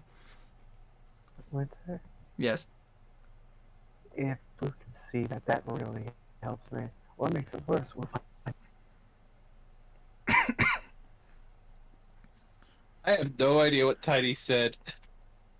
If Blue can see it, it actually helps him or makes it worse. We'll see. We'll see. Oh yeah, good point. Anyways. But anyways, let's see, reduce the damage. I rolled literally the minimum damage on necrotic that I possibly can. And because you're resistant, 1 point of damage for necrotic. But normal damage cut in half. I rolled actually decently, but again, but because you're raging, it does cut in half. And and his legendary action only worked on his first strike, not all three, because I didn't want to make him broken. Because then he would have He could murder your entire. He would murder your entire party. Let's see here. Plus bonus cut in half. That is 7 points of normal damage. Already? So, and that is all three of his strikes. I think that's a yes. Okay. My turn? Yes. Which, as it comes to your turn, you once again feel that warmth of healing. As both Knackle and Alosa are going to cast Healing Word. And you regain 15 HP. Okay. That's pretty good. Yeah, okay. I'm gonna do that. That's almost... Hold on. I'm above a third of my health. Nice. Yes. I'm getting there. Slowly. Okay. Anything from Savos? Anything special? I'm about to say, you once again just see zoom past your body as another explosion of fire, as Bimp is literally hucking fireballs at this guy. Trying to do as much damage as she can. About to say, with his bonuses, Bimp's DC, because she has an A. Because Abby rolled really high for her, that's +5. She has a 20 intelligence. But it's, Oh my god, she's intelligent. I know. I know. What are the odds? Better say DC 7. No, better say it's a DC because you guys got a +4 now. So DC 17. That just succeeds. So and Ty goes to the runners. So better say Vector does not have to use a legendary resistance to save. You bitch. Can't be helped. The rules for you guys are the same for them. Blue, cutting word from across the battlefield. Come on. From across the battlefield. Damn. Sending or casting thoughts on Blue, all you hear would be him screaming. Fuck. Anyways, in my turn. But I say, God damn, go Bimp. Holy shit, that's another fucking, even reduced 18 points of damage. Damn. Fucking go Bimp. Like, how come I can roll high for her when I'm fucking doing damage, but God help me if I ever use any magic. But I say, that's still good though. Holy shit. Mm-hmm. Yeah. All right. So. It is your turn. Okay. I'm gonna try it again. 5 slashes. Reckless. Oh, fuck you. 18. I assume misses. Misses. Natural 20. Hits. I got advantage. Hits. Hits. Attacking for nat 20. Nope. I got advantage. Nope. Last one. Natural 20. Damn. Nice. Don't forget the D4 this time. Yep. So, I'm going to do the crits first because they're satisfying. Times 2 plus 2d4 times 2 plus 10 plus 4 plus 4. 54 damage. Nice. And now the other two that I actually hit. 40, whoa, not 2046. Jesus Christ. Plus 2d4 plus 10 plus 4 plus 34 damage. All right. So 88 points of damage. Yeah. I have to roll something. How do you know? Oh. Why won't you die again? Oh. Oh. Because you watch as he looks up at you, and you watch his black ichor starts to go down his eyes, out of his mouth, out of his nose. I have so much to do. And he's going to use his reaction to use Maiden's Wrath. Maidenless? No, not No- Maidenless. No maidens? No, there is a maiden, but she's elsewhere. I need you to roll a Constitution saving throw. Which I have advantage on. Wait, no, hold on. I think it's the one I don't have advantage on. Hold on, I gotta look. Yeah, I don't remember. Wisdom, intelligence, charisma, dex, and strength. So yeah, that's the only one I don't have advantage on. God damn it. Low. 15? That does not succeed. But you have a natural resistance to necrotic damage because I do. because of the Ravaged Spectre. Also, yes, Winter, I have advantage on 5 saving throws because I'm broken as fuck. You say that fighting this individual. Shut up. Don't take away my moment of pride. But I say because you have resistance, you only take 16 points of necrotic damage. Okay, that's not terrible. Is It would have that been 32, but that's not terrible. is at the end of your turn. Yes. Because of the amount of damage you have done, the body is now struggling to move at all. And so he is going to now now that he sees that you are a threat and something to actually be fair to actually have to deal with, he is going to use a avatar action. Which is Let me finish this. No more damage from you. no more. He is going to use an avatar action to use Lilith's Wrath. Oh. Okay. Let us say a Pokemon. 25 hits, correct? Yes. And It does indeed. You watch as this strike comes down and hits you with a wave of shadow. You watch as a wave of necrotic energy goes past you and hits your allies behind you. Oh, fuck me. What? So Angel Bay, no! well, fortunately not them, because they're actually quite a distance behind you. Literally, the reason why they have the ability to do what they do is that they've been coming up, healing, coming back.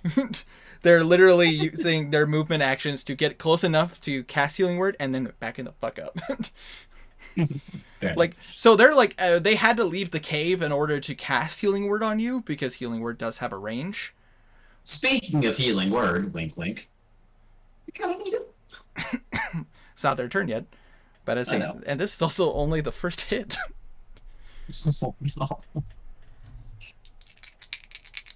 And this is Jesus.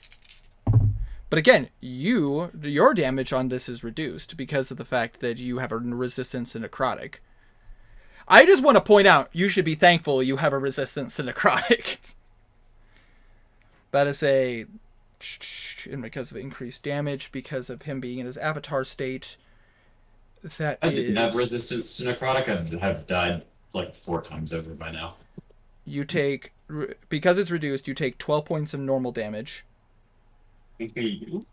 And because you are resistant, you only take 7 points of necrotic damage.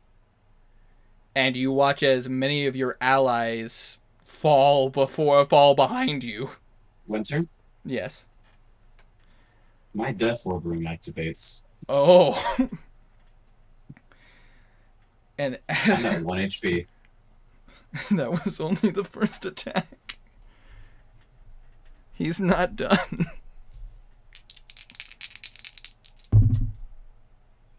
Oh, thank God. That is going to miss. Wholeheartedly miss. That I rolled double 2s. So that will absolutely miss. But he is going to use his third strike.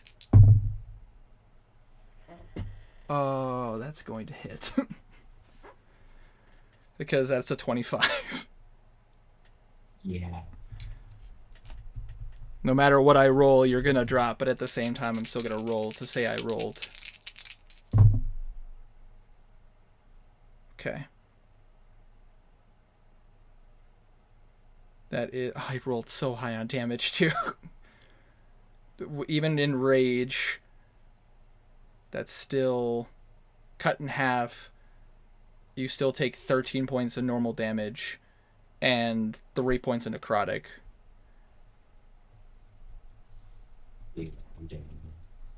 Which you start to feel cold, and you feel that that lust for battle, that strength that felt never ending, you start to lose your grip on it.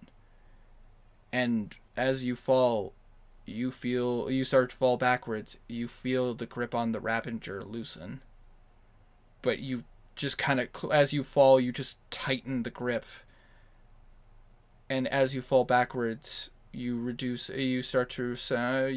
are still huge. The enlarged spell is still, no, you'd still be affected by the enlarged spell. Enlarge and haste still stay up because they're just concentration on me. However, my rage and fallen armor will both go away. At which he cannot do anything else, and because he is grappled, he cannot move. So he is staying put. It is now your ally's turn. At which point, you don't know what happens, but I'm still gonna paint a word picture of what happens, because this is all happening, and you were by yourself with nobody else but your allies. Immediately, Bimp is gonna drop concentration on your haste, because there's no point in holding it up because you're unconscious. And she's going to look at Alosa, and she's going to cast haste on her. And at that point, Knackle is then going to grab Bimp, and they are going to back the fuck up. Because the fact that Bimp will not slow Knackle down. So Knackle is going to dash back to the entrance. At which point, Alosa is going to use her ability. She's going to use her hasted speed, and she's going to close that distance to you. And she is going to pull out. She's going to pull out a scroll. And she's going to look at. She's going to look at Vector, and I'm not going to go into any description because you can't see this, but she pulls you away from combat. as she is going to use her scroll to cast Dimension Door.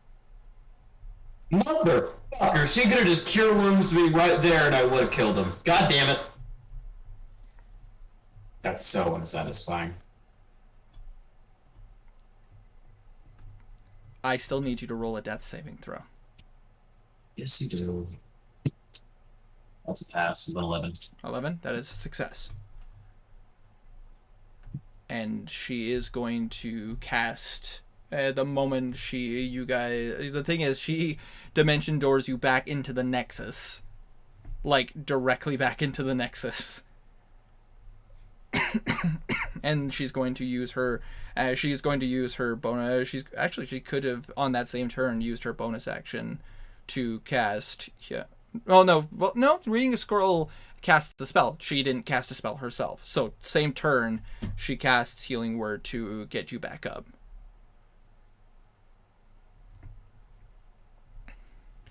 And you heal. She is actually going to cast it at 4th level.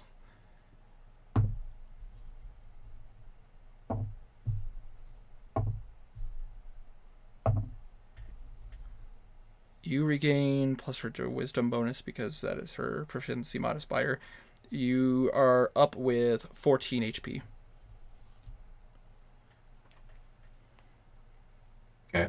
And you come to consciousness in the Nexus. Let me back out there.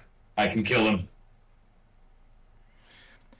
Nah, Garnan, I don't think this is someone we should fight. You saw how low he was. How hurt he was. I can kill him. I know it. Just let me back out there. Garnan, Savris spoke to me. You see, literally, this is probably the most serious you've ever seen her look at you. She told me we needed to back down.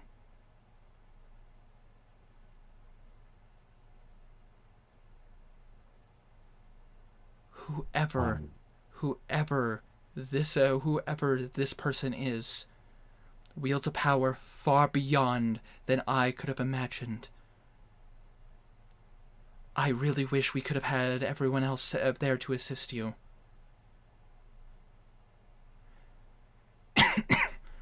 Even with Bimp's magic, and even with me casting, me and Knuckle giving you health, he was still fighting. And even with restraints, and even with things holding him back, he was still dealing a lot of damage against you, and he was still getting back up. Whatever that thing is, we were not going to win that fight. We need to fall back, and we need to think of a strategy. Please. Arna just sighs. Thank you. You watch as she smiles, and you see tears coming down her face. I'll give her a hug. At which case, literally only moments later, you see Knuckle running in with Bimp, and Bimp looks exhausted. She's already cast literally multiple of her high-level spells already. I keep forgetting that your inspiration doesn't work the same as Karma's, and it annoys me. Sorry. And with that, we're going to swing over to Kazir And Belwraith. and Belwraith. Because it's currently like 3:30 in the morning. Yeah, it's pretty damn late. Do you guys want me to end it here and we pick it up in the next session? Belwraith, you here? Hold on, let me add him. Wanderer? Probably should call it because it is pretty damn late. It is 3:30 in the morning for This most of could you guys. Easily go. Yeah, And this could easily go an hour or two longer. yeah, depending on how this goes, because some of this stuff is What weapon does Wealth have? The Ravager, a great sword with many properties. Indeed. A homebrew weapon that we talked about, and it is... And it also seemed like Belwraith is passed out, which would be unfair to go without him. I guess that's fair. I guess that is fair. But I say, if you guys want, we can end the session there. Well, I don't really want to, but given the choices, it's a better choice. True, and depending on how Kazir's affairs happen, this could also have some catastrophic effects. Catastrophic. If we are Sorry, ending, sorry. hey Winter, Yes? I think it's a good time to talk about who's back up. Yeah, I saw your message, yeah. I was about to say, possibly. You don't know. I was gonna ask if you had work tomorrow, and then I was like, oh, yeah, no. Ouch. Sorry. No, it's okay. But anyways, what I was going to comment on, though, I was going to comment two things. One, so how'd you guys like your first taste of an Abyssal Avatar? Yikes. How fucking low was he? He had to be so low. How low? In his normal HP, he was under 100. I could have killed him. However, because of what he is and who he is the Abyssal Avatar to, there are secondary effects, and he actually gets boosts and increased health. Vector is literally a threat to be reckoned with. I am very happy that your first taste against Vector was against Garnan, because of the fact that Garnan could hold his own, and because Knuckle and them were giving you boosts. You were increasing in health, increasing in armor class. If Knuckle could have been up close, he would have been giving you cure wounds rather than healing words, which would have dramatically gave you more HP. But because you told Knuckle to stay away, and you didn't want Knuckle to get affected by any of the spells, he was hanging back. But even using high spell slots, about to say Knuckle and Bimp and Alosa are nearly tapped out of their highest spell slots. They still have plenty of level 1s, level 2s, and still some level 3s, but their 4s and 5s are gone.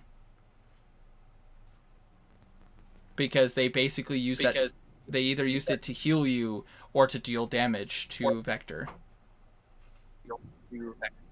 Okay. Well, So, I suppose we're ending there.